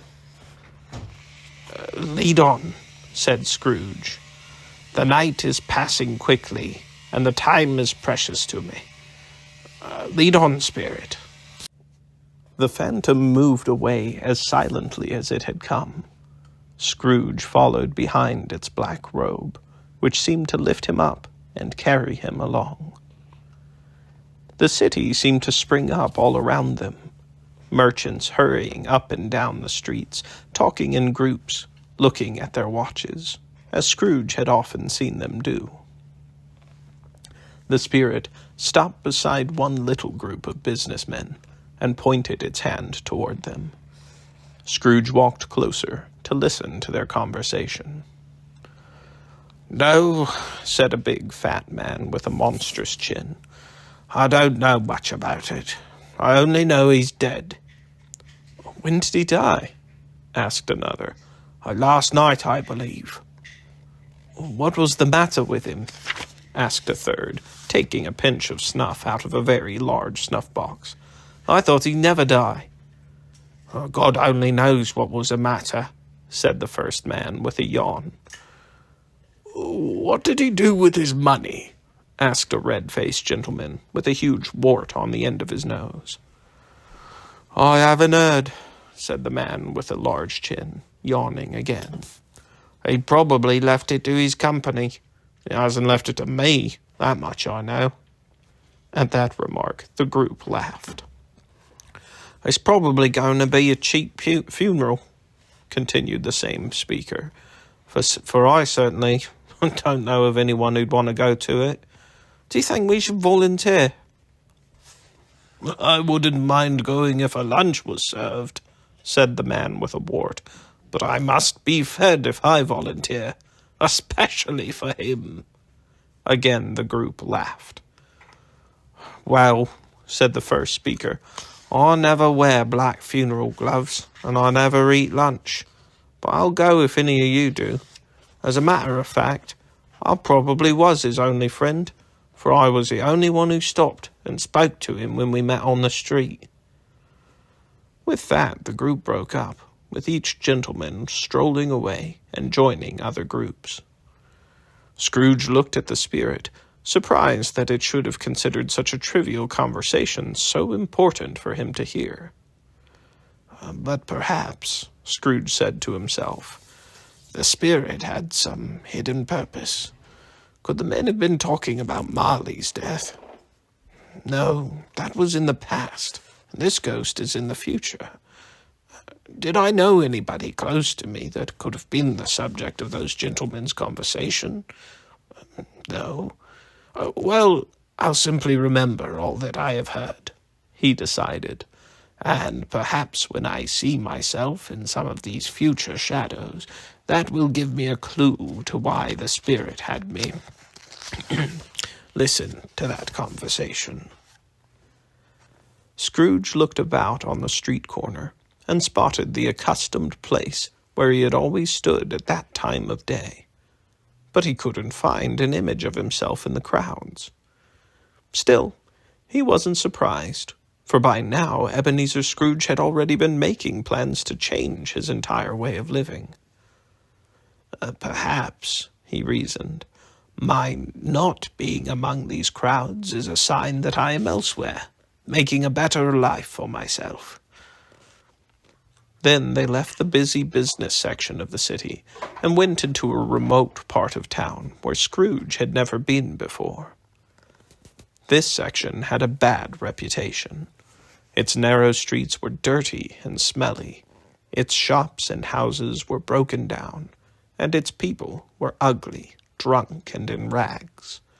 The whole section smelled of crime, filth, and misery. Along one of the narrow streets was a shop that jutted out from the others. From a window, Scrooge could see piles and piles of rusty keys, chains, hinges, files, scales, weights, and junk iron of all kinds scattered all over the floor. Mountains of dirty rags were heaped everywhere, and boxes of bones and animals' insides were crowded together. Sitting by a charcoal fire among the wares he sold was the owner of the shop, a gray-haired rascal, almost 70 years old. He had hung a curtain of dirty rags on a rope to shield himself from the cold air in the shop, but neither the dirt of the shop nor the cold air seemed to bother him as he sat smoking his pipe luxuriously. Scrooge and the phantom entered through the wall, just as an old, haggard charwoman came in the door, dragging a heavy bundle. She was followed by another woman, also with a bundle, and a man in black. The three were startled to meet there, but they obviously knew each other well, for they all burst into laughter when they got over their surprise. "I'm first," said the charwoman to old Joe, the shopkeeper. "I was the first to enter the shop. The laundress there is second, and the undertaker's helper is third.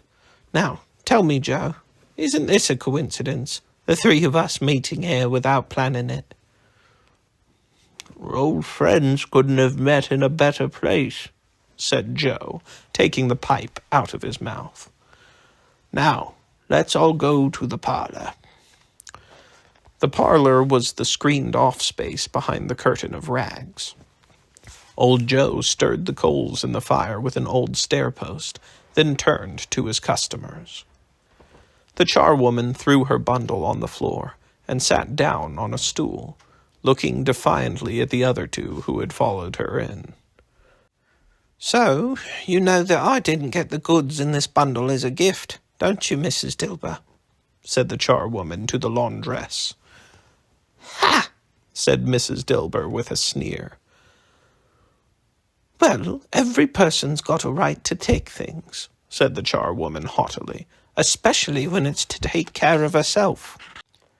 After all, I used to clean and scrub his place, and him that I took this stuff from always took care of himself, and he won't miss any of it." "That's true," said the laundress. "I knew him. I did his laundry. And he always did make sure to take care of himself, never of others.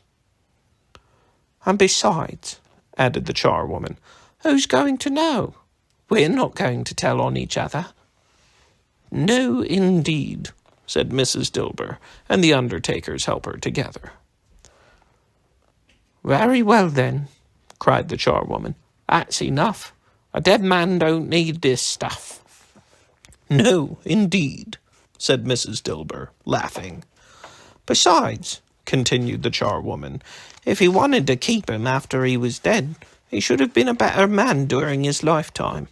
If he was, he'd have had somebody to look after him while he was dying, instead of lying there, gasping out his last breath all alone."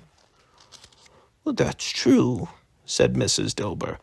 "This is his punishment, having all his belongings stolen." "Well, it would have been a worse punishment if I could have laid my hands on anything else," said the charwoman. "All right now," said old Joe. "Let's get down to business.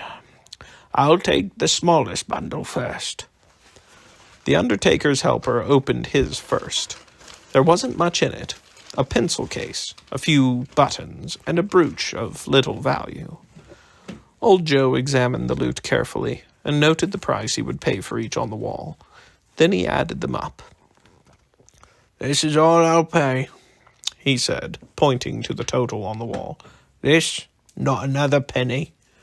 Now, who's next?" Mrs. Dilber, the laundress, opened her bundle next. It contained sheets, towels, a few pieces of clothing, a pair of boots, and a pair of sugar tongs. Joe added up their value on the wall as the same way he did the undertaker helper's loot, and announced the total to Mrs. Dilber.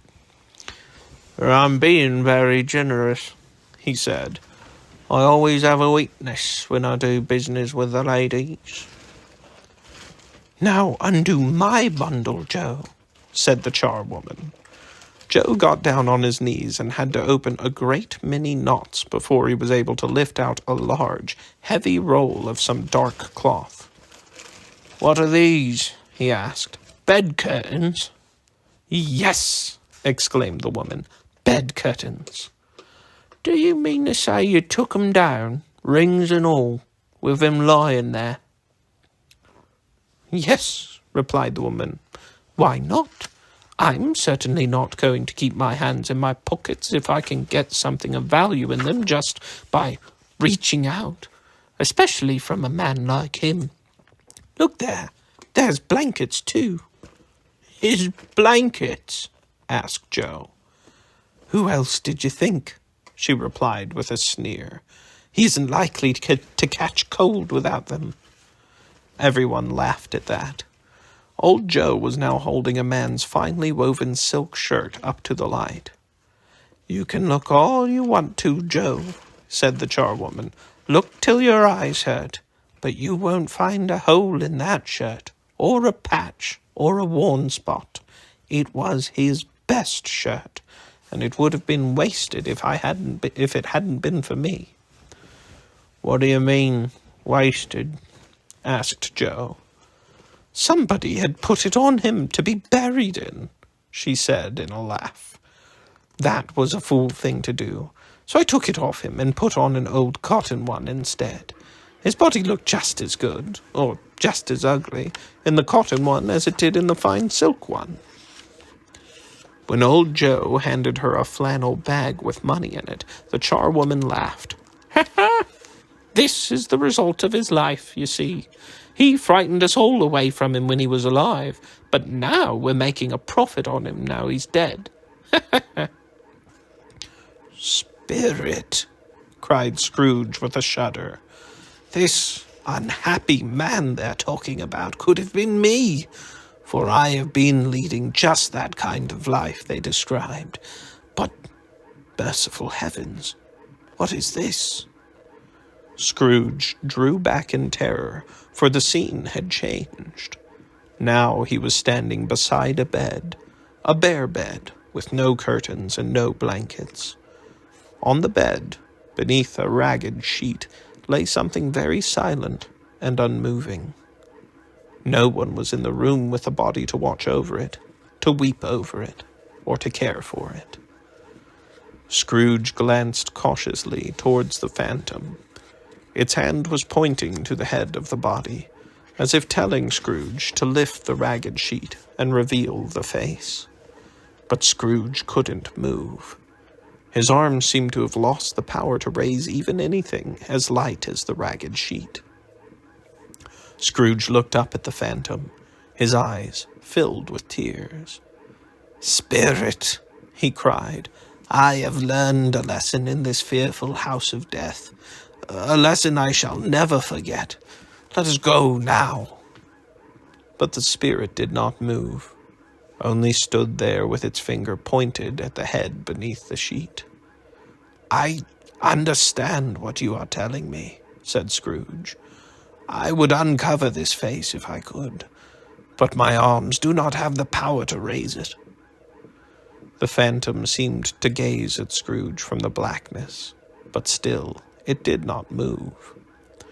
"Please, spirit, if there is any person in this town who feels any emotion over this man's death," cried Scrooge in agony, "show that person to me. I beg you."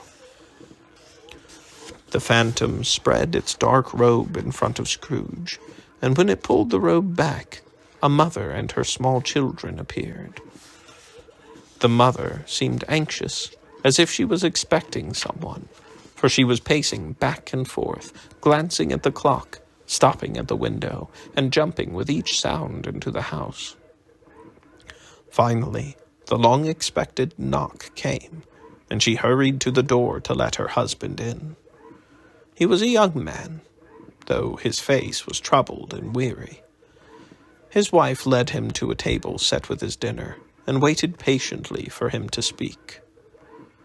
After a long silence, during which the young man did not even lift his fork, the wife finally forced herself to speak. "Do you have news?" she asked. The young man seemed embarrassed as to how to answer her. Yes, he said quietly, "but it is bad." "Are we ruined?" she asked fearfully. "Not yet, Caroline," replied her husband. "There is still a bit of hope." "If he has agreed to extend our loan, then there is hope," she said. "But that would be a miracle to expect him to agree. Yet, has such a miracle happened?" "Well, he is past agreeing, my dear. He is dead."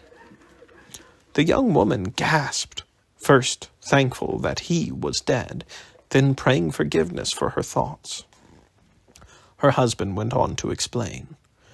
"I checked out everything today, for last night, when I tried to see him to beg for a week's extension in making the payment, I met a drunken charwoman coming out of his apartment. When she told me that he was very ill, dying, in fact, I thought he was using that as an excuse to avoid me.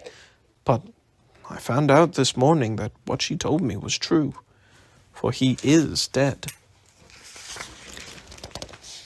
"But what about our debt?" asked Caroline. "Will it be transferred to another person? And will we have to pay him?" "I don't know," said the young man. "But before that happens, I'm certain that we'll have the money. And even if we do not, the person who takes over our debt would certainly have to be kinder than he was. No one could be as merciless as he was to us. So, my dear Caroline, we can sleep tonight with our hearts just a little bit lighter." The hearts of the young couple were lighter, and even their children, now quiet and trying to understand what their parents were saying, seemed more cheerful as they saw their parents finally smile. Yes, this was a happier house as the result of that man's death. "Spirit," said Scrooge, "you have shown me a scene of pleasure at a man's death. Is there no one who feels sorrow over death? Do people no longer mourn over death? I must see that people still do mourn over each other, or that terrible deathbed scene will remain with me forever." The spirit led Scrooge through several familiar streets. As they went along, Scrooge looked all around, hoping to catch a glimpse of himself in this future world, but he was nowhere to be seen. They stopped next at Bob Cratchit's house, a place Scrooge had visited with the ghost of Christmas Present. Mrs. Cratchit and her daughters were seated around the fire, busy sewing on some coarse, black cloth. Everyone was quiet. Even the noisy little Cratchits were as still as statues as they sat in one corner, looking up at Master Peter, who was reading to them in very low tones. As Scrooge and the Phantom crossed the threshold, Scrooge heard Peter's soft words, muffled with sobs. And he took a child, and set him in the midst of them. But the boy couldn't go on. He stopped reading, for his tears had all but choked him. Mrs. Cratchit put down her sewing and covered her face with her hands. Through her tears she tried to reassure her children. "It's the sewing, my dears. Sewing on this black cloth hurts my eyes." "Oh, no," cried Scrooge. "Poor Tiny Tim, is he—" And the Phantom seemed to nod from the blackness. "My eyes are better now," said Mrs. Cratchit to her children after a few moments. "You see, my dears, working by candlelight weakens them and makes them red. And I don't want your father to see them red when he comes home. He should be here shortly." "It's past time, Mother," said Peter, shutting the book. "But Father has been walking slower these last few evenings. Slower than he used to." Then they were quiet again. After several minutes, Mrs. Cratchit felt herself steadier, and in a more cheerful voice she said, "Why, I have seen your father walking very fast, even with Tiny Tim on his shoulders." "So have I," cried Peter. "Often." "And so have I," cried the other children. "But Tiny Tim was very light to carry," continued Mrs. Cratchit, as she picked up her sewing again. "And his father loved him so much that it was no trouble. No trouble. Oh, listen! Your father is at the door." Mrs. Cratchit hurried out to meet her husband and bring him into the room where she had his tea ready for him. As the older children tried to be the first to serve their father his tea, the two Cratchits climbed up on his lap, and each laid a cheek against his face, as if to say, "Don't grieve, Father." Bob Cratchit tried to be cheerful with his family, and spoke pleasantly to them. He praised his wife's sewing and his daughter's as well. "You've all worked quickly," he told them. "I'm sure these clothes will be ready to wear Sunday." "Sunday?" asked his wife. "You mean you've made the arrangements for the funeral Sunday?" "Yes, my dear," said Bob gently. "I went there today. I wish you could have gone too. It would have done you good to see how green and peaceful the place is. But you'll see it often. I promised him that I would walk there on Sundays. Oh, my little child. My little child." Bob could no longer hold back his tears, and he wept for several minutes while his family looked on, helpless, unable to console him. He left the room and went upstairs into a room that was cheerfully lit and hung with Christmas decorations. A chair was placed near a tiny coffin. Bob sat down and looked at the tiny, peaceful figure. Then he leaned over and kissed Tiny Tim's silent lips. More composed now and feeling better for having shared that moment with his son, Bob went downstairs and rejoined his family around the fire. "I met Mr. Scrooge's nephew today," he told them. "You know, I had only seen him once or twice before, but he seemed to sense that something was wrong, for he commented that I looked a bit down, and asked me why.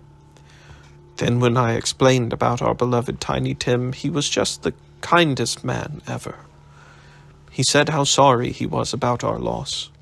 So sorry for our entire family." "That was kind of him," said Mrs. Cratchit. "And then," continued Bob, "he gave me his card and said, if I can be of any service to you in any way, Here is where I live. Please do not hesitate to come to me." Oh, he was really kind. It really seemed as if he had known our Tiny Tim and felt our grief with us. "I'm sure he's a good soul," said Mrs. Cratchit.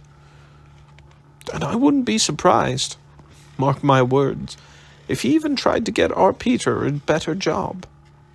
"Do you hear that, Peter?" exclaimed Mrs. Cratchit. "And then Peter will find a girl," said Belinda, "and get married and—" "Get along with you," cried Peter, grinning. "There's plenty of time for that one of these days," said Bob. "We will all part from one another one day, when all of you children are grown and married and with your own families. But I'm sure that none of us will ever forget poor Tiny Tim. And none of us will ever forget this first time that there has been a parting among us." "We shall never forget, Father, ever," cried the children. "And I know," said Bob, "I know, my dears, that when we recall how good and patient that little child was, we shall stop and think twice before we quarrel amongst ourselves." "Yes, Father," they all cried, "we shall." "Then I shall be very happy," said Bob. "Very happy." Mrs. Cratchit kissed him. His daughters kissed him. The 2 young Cratchits kissed him, and Peter went out to him and shook his hand. This was the beautiful influence of the memory of Tiny Tim. "Spirit," said Scrooge, "I am getting the feeling that our time to part is very close. Tell me, now, I beg of you, who that dead man was."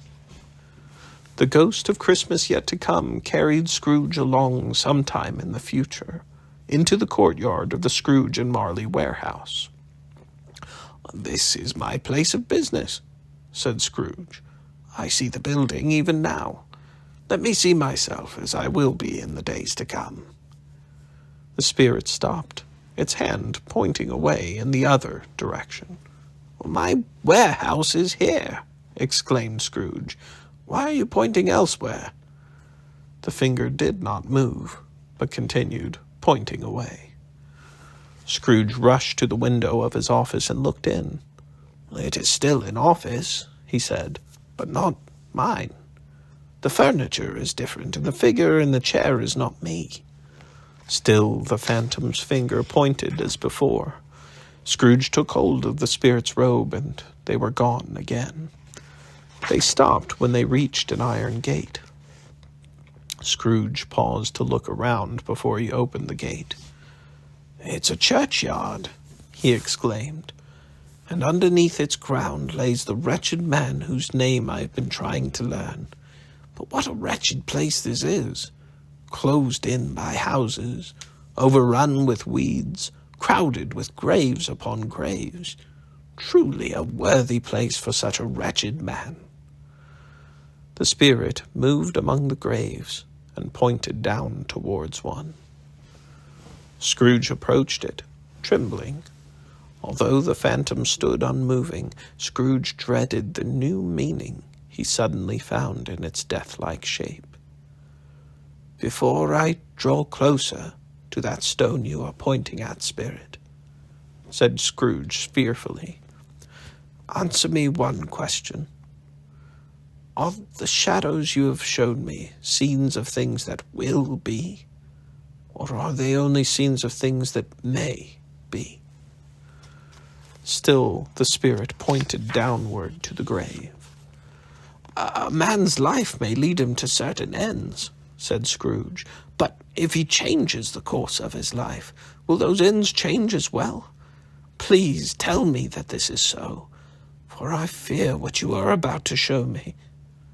Still the spirit did not move. Scrooge crept toward the grave, trembling as he followed the finger.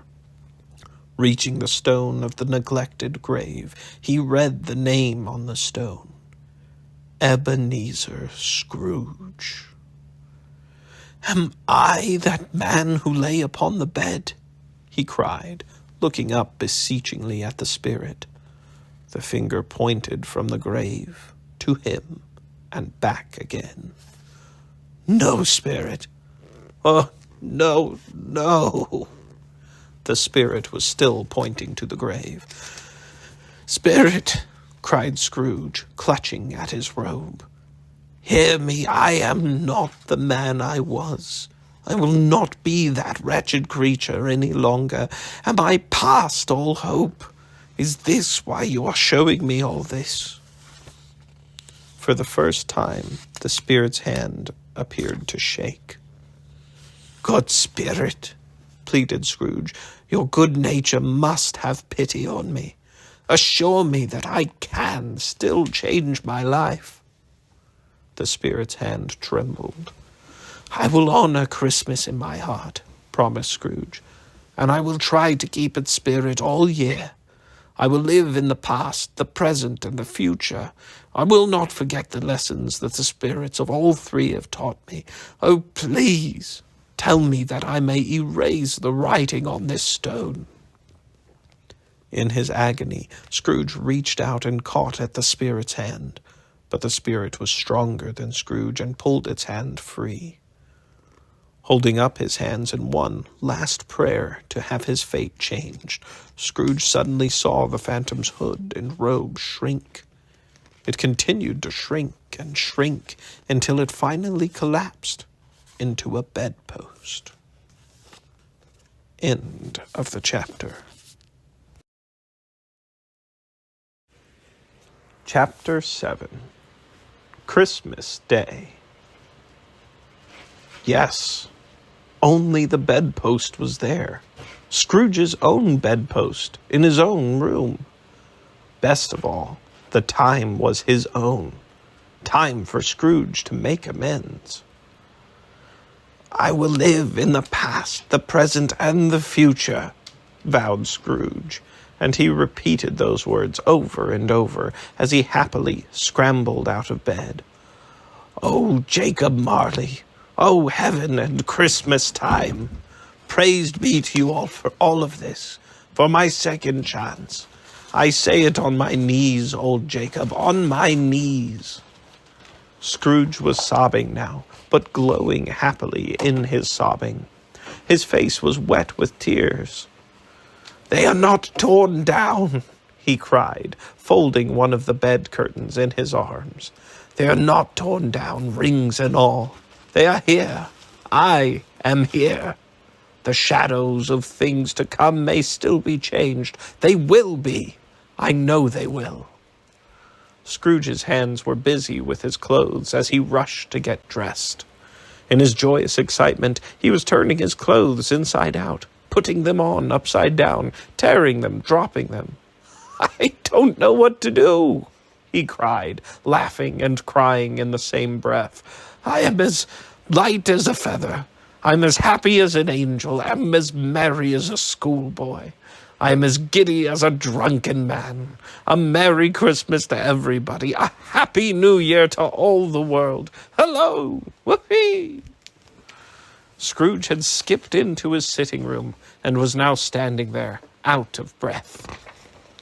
"There's my saucepan of broth still on the fireplace ledge," he cried, skipping around again, overjoyed to see things as they were. "There's the door by which the ghost of Jacob Marley entered. There's the corner where the ghost of Christmas Present sat. That's the window through which I saw the wondering, crying spirits. It's all true. It all happened. Ha ha ha!" For a man who had not so much practiced laughing for so many years, Scrooge's laugh was a splendid one, a brilliant one. "I don't know what day of the month it is," he said. "I don't know how long I have been among the spirits. I don't know anything. I'm a baby. Never mind. I don't care. I'd rather be a baby. Hello, whoopee!" Scrooge was stopped for a moment in his bounding leaps by the church bells ringing out the loudest, happiest peals he had ever heard. "Ding-dong bell," Scrooge repeated with them in chorus. "Bell-dong-ding, clang, clash. Oh, glorious bells! Then running to the window, Scrooge opened it and stuck his head out. "The fog is gone," he said happily. "The mist is gone. It is a clear, bright, happy, cold day. Cold enough to make my blood dance and dance gaily. Oh, golden sunlight, how you are shining! Oh, heavenly sky! Oh, sweet, fresh air! Oh, merry bells! Oh, glorious, glorious life!" Then, seeing a boy below dressed in Sunday clothes, Scrooge called down, "Tell me, lad, what day is today?" "Huh?" answered the boy in surprise. "What day is today, my fine fellow?" repeated Scrooge. "Today?" replied the boy. "Why, it's Christmas Day." "It's Christmas Day," whispered Scrooge joyously. "I haven't missed it after all. The spirits, they did it all in one night. They can do anything they like. Of course they can." Then Scrooge leaned out the window again, calling, "Hello there, my fine fellow. Do you know the poultry shop at the corner of the next street?" "Well, yes, sir, of course," answered the boy. "An intelligent lad," said Scrooge, smiling. "In fact, a remarkable boy. Tell me, lad, do you know if they've sold the prize turkey that's been hanging up in the window? No, not the little one, the big one." "You mean the one as big as me?" asked the boy. "What a delightful boy!" exclaimed Scrooge. "What a pleasure to talk to him. Yes, my lad, that's the one I mean." "It's hanging there now, sir," answered the boy. "Good!" cried Scrooge. "Go and buy it." "You're joking!" exclaimed the boy. No, said Scrooge. "I am serious. Go and buy it and tell 'em to bring it here, and I'll give 'em directions where to take it. Go now, boy, and come back with the poultry man, and I'll give you a shilling for your trouble. In fact, lad, if you come back with him in less than 5 minutes, I'll give you half a crown." The boy took off like a shot. "I'll send it to Bob Cratchit's," whispered Scrooge, rubbing his hands in anticipation and splitting his sides with laughter. "And he shan't know who sent it. Why, that turkey's twice the size of Tiny Tim. What a fine joke this will be." Scrooge set about writing the Cratchit's address on a piece of paper. His hand was not very steady after all he had been through, but write it he did. Then he rushed downstairs and to the door to wait for the poultry man. As Scrooge stood there waiting for him to arrive, the large door knocker caught his eye. "I shall love you as long as I live," he cried, patting the knocker lovingly. "I hardly ever looked at you before, knocker. What an honest expression you have on your face. You're a wonderful knocker. Oh, here's the turkey. Hello, how are you? Merry Christmas!" And what a turkey it was! Scrooge couldn't see how the bird could ever have stood on its legs, for its body was so huge. "Why, it's impossible to carry that turkey all the way to that part of town where the Cratchits live," Scrooge told the poultry man. "You must take a cab." Scrooge chuckled as he said this, and chuckled as he paid for the turkey, and chuckled when he paid for the cab, and chuckled when he tipped the boy. But the loudest chuckle came when he sat down, breathless, in his chair, and chuckled till he cried. Shaving was next. Not an easy task for Scrooge, as his hand continued to shake, since he was dancing as he was doing it. But if he had cut off the end of his nose, he would have put a piece of bandage over it and quite forgotten about it. He dressed himself in his best clothes and went down into the street. By now, people were walking about, as he had seen them do with the ghost of Christmas Present. Walking with his hands behind him, Scrooge looked at everyone with a delighted smile. He looked so pleasant, in fact, that 3 or 4 jovial men said, "Good morning, sir. A happy Merry Christmas to you." Scrooge was to say later that of all the happiest sounds he had ever heard, those were the happiest to his ears. He had not gone far when he saw, approaching him, the stout gentleman who, with his associate, had visited his warehouse yesterday to request a donation for charity. "Oh dear," thought Scrooge, "what must that old gentleman think of me? I must change that opinion immediately." So Scrooge quickened his steps until he was face to face with the man. "My dear sir," he said, taking the startled gentleman by both hands, "how do you do? I hope you were successful yesterday. I hope you collected much money for the poor. It was so kind of you to give your time for this noble effort. A Merry Christmas to you, sir." "Mr. Scrooge?" asked the man, bewildered. "Are you the same Mr. Scrooge I called on yesterday?" "Yes," answered Scrooge, "that is my name, although I fear you might not think too highly of it. Please, let me ask your pardon, and will you accept—" And Scrooge whispered in the old gentleman's ear. "Lord bless me!" cried the gentleman as he gasped for breath. "My dear Mr. Scrooge, are you serious?" "Yes," said Scrooge, "and not a shilling less.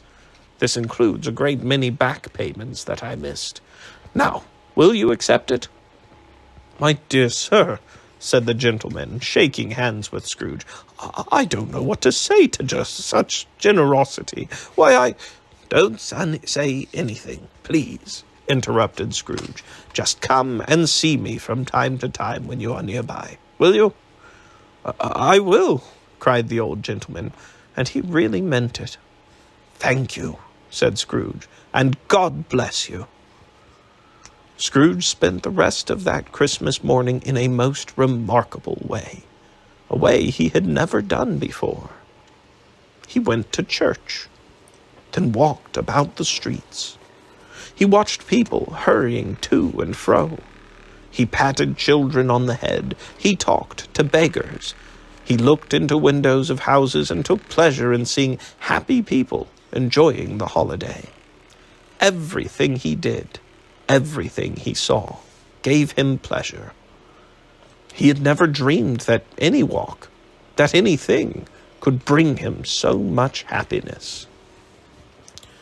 In the afternoon, Scrooge turned his steps to his nephew's house, but when he reached the door, he walked past it a dozen times before he got up the courage to knock. Finally, he made a dash to the door and knocked. A smiling young housemaid answered the door. "Is your master at home, my dear?" asked Scrooge. "Yes, sir." "Where is he, my dear?" "In the dining room, sir, along with the mistress. I'll show you in and announce you, sir." "Thank you," said Scrooge, with his hand already on the dining room doorknob. "He knows me. I'll go right in."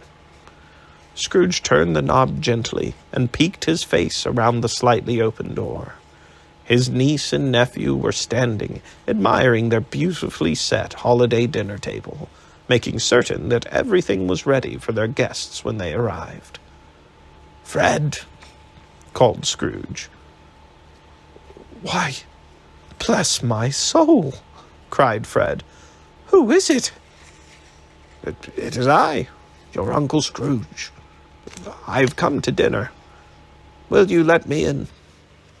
"Let you in?" cried Fred, rushing up to Scrooge and shaking his hand so hard and so long that it seemed to Scrooge that his hand might fall off. It took no more than 5 minutes, and Uncle Scrooge was feeling right at home. Nothing could have made him happier. Then the guests came. All those guests Scrooge had seen when he was with the Ghost of Christmas Present, and they all looked the same as they did in the spirit's shadows. It was a wonderful party, with all the music and all the games Scrooge had only been able to hear and watch earlier. Now he was part of them, part of the wonderful, friendly spirit, part of the wonderful gaiety, part of the wonderful happiness. End of the chapter. Chapter 8. A new boss for Bob. Early the next morning, Scrooge arrived at his office early.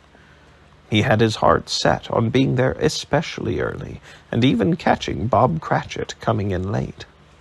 And he did. Yes, he did. The clock struck 9. No Bob. 9:15. No Bob. "He's now 18.5 minutes late," said Scrooge with a grin, as he sat at his desk with the door open so he could watch for his clerk. Suddenly, the outer door burst open, and in one movement, Bob Cratchit removed his hat and scarf and was on his stool, pen in hand. "Hello," growled Scrooge, trying hard to use his former harsh voice. "What do you mean by strolling in here at this hour of the day?" "I'm very sorry, sir," said Bob, as his pen was speedily scratching away. "I know I'm late." "Yes, I think you are," said Scrooge. "Come into my office immediately." "It only happened once, sir," pleaded Bob, as he appeared at the door to Scrooge's office. "It won't happen again, sir, I promise. It was only because of the holiday celebration yesterday, sir." "I'm not going to stand for this sort of thing any longer," growled Scrooge, as he leaped down from his stool with his ruler in his hand and came face to face with Cratchit. "And so," added Scrooge, pounding his ruler into the young man's chest and forcing him to back out of the office, "so I am going to raise your salary." Bob trembled and took a few timid steps toward the ruler. He had a momentary idea of grabbing that ruler and knocking Scrooge down with it and holding the old man on the floor while he called for the police to bring a straitjacket, for surely Scrooge had lost his mind. "A Merry Christmas, Bob," said Scrooge, and his voice was so sincere that Bob could no longer doubt that the old man really meant what he had said. Bob smiled, but still could not speak, as Scrooge slapped him on the back and repeated his Merry Christmas wishes. "A Merry Christmas, my good fellow. A merrier Christmas than I have ever given you in many years," said Scrooge, smiling. "Not only am I raising your salary, but I'm going to try to help your struggling family, too." Bob still stood frozen in amazement and could only nod and smile. "Yes, Bob," continued Scrooge, "we will discuss all these things this very afternoon, over a Christmas drink and of hot port wine. We'll talk about an apprenticeship for Master Peter, and see what doctors we can find for to help Tiny Tim. We'll scour the entire world if we have to, but we'll find someone who can do something for that angel of a boy." "Yes, sir," exclaimed Bob, sobbing. "Thank you, sir." "And Bob," added Scrooge, "let's raise the fire and get more heat in here. In fact, hurry out right now and buy another coal bucket to keep in your office, and lots more coal as well. Do it before you dot another I with your pen, Bob Cratchit." End of the chapter.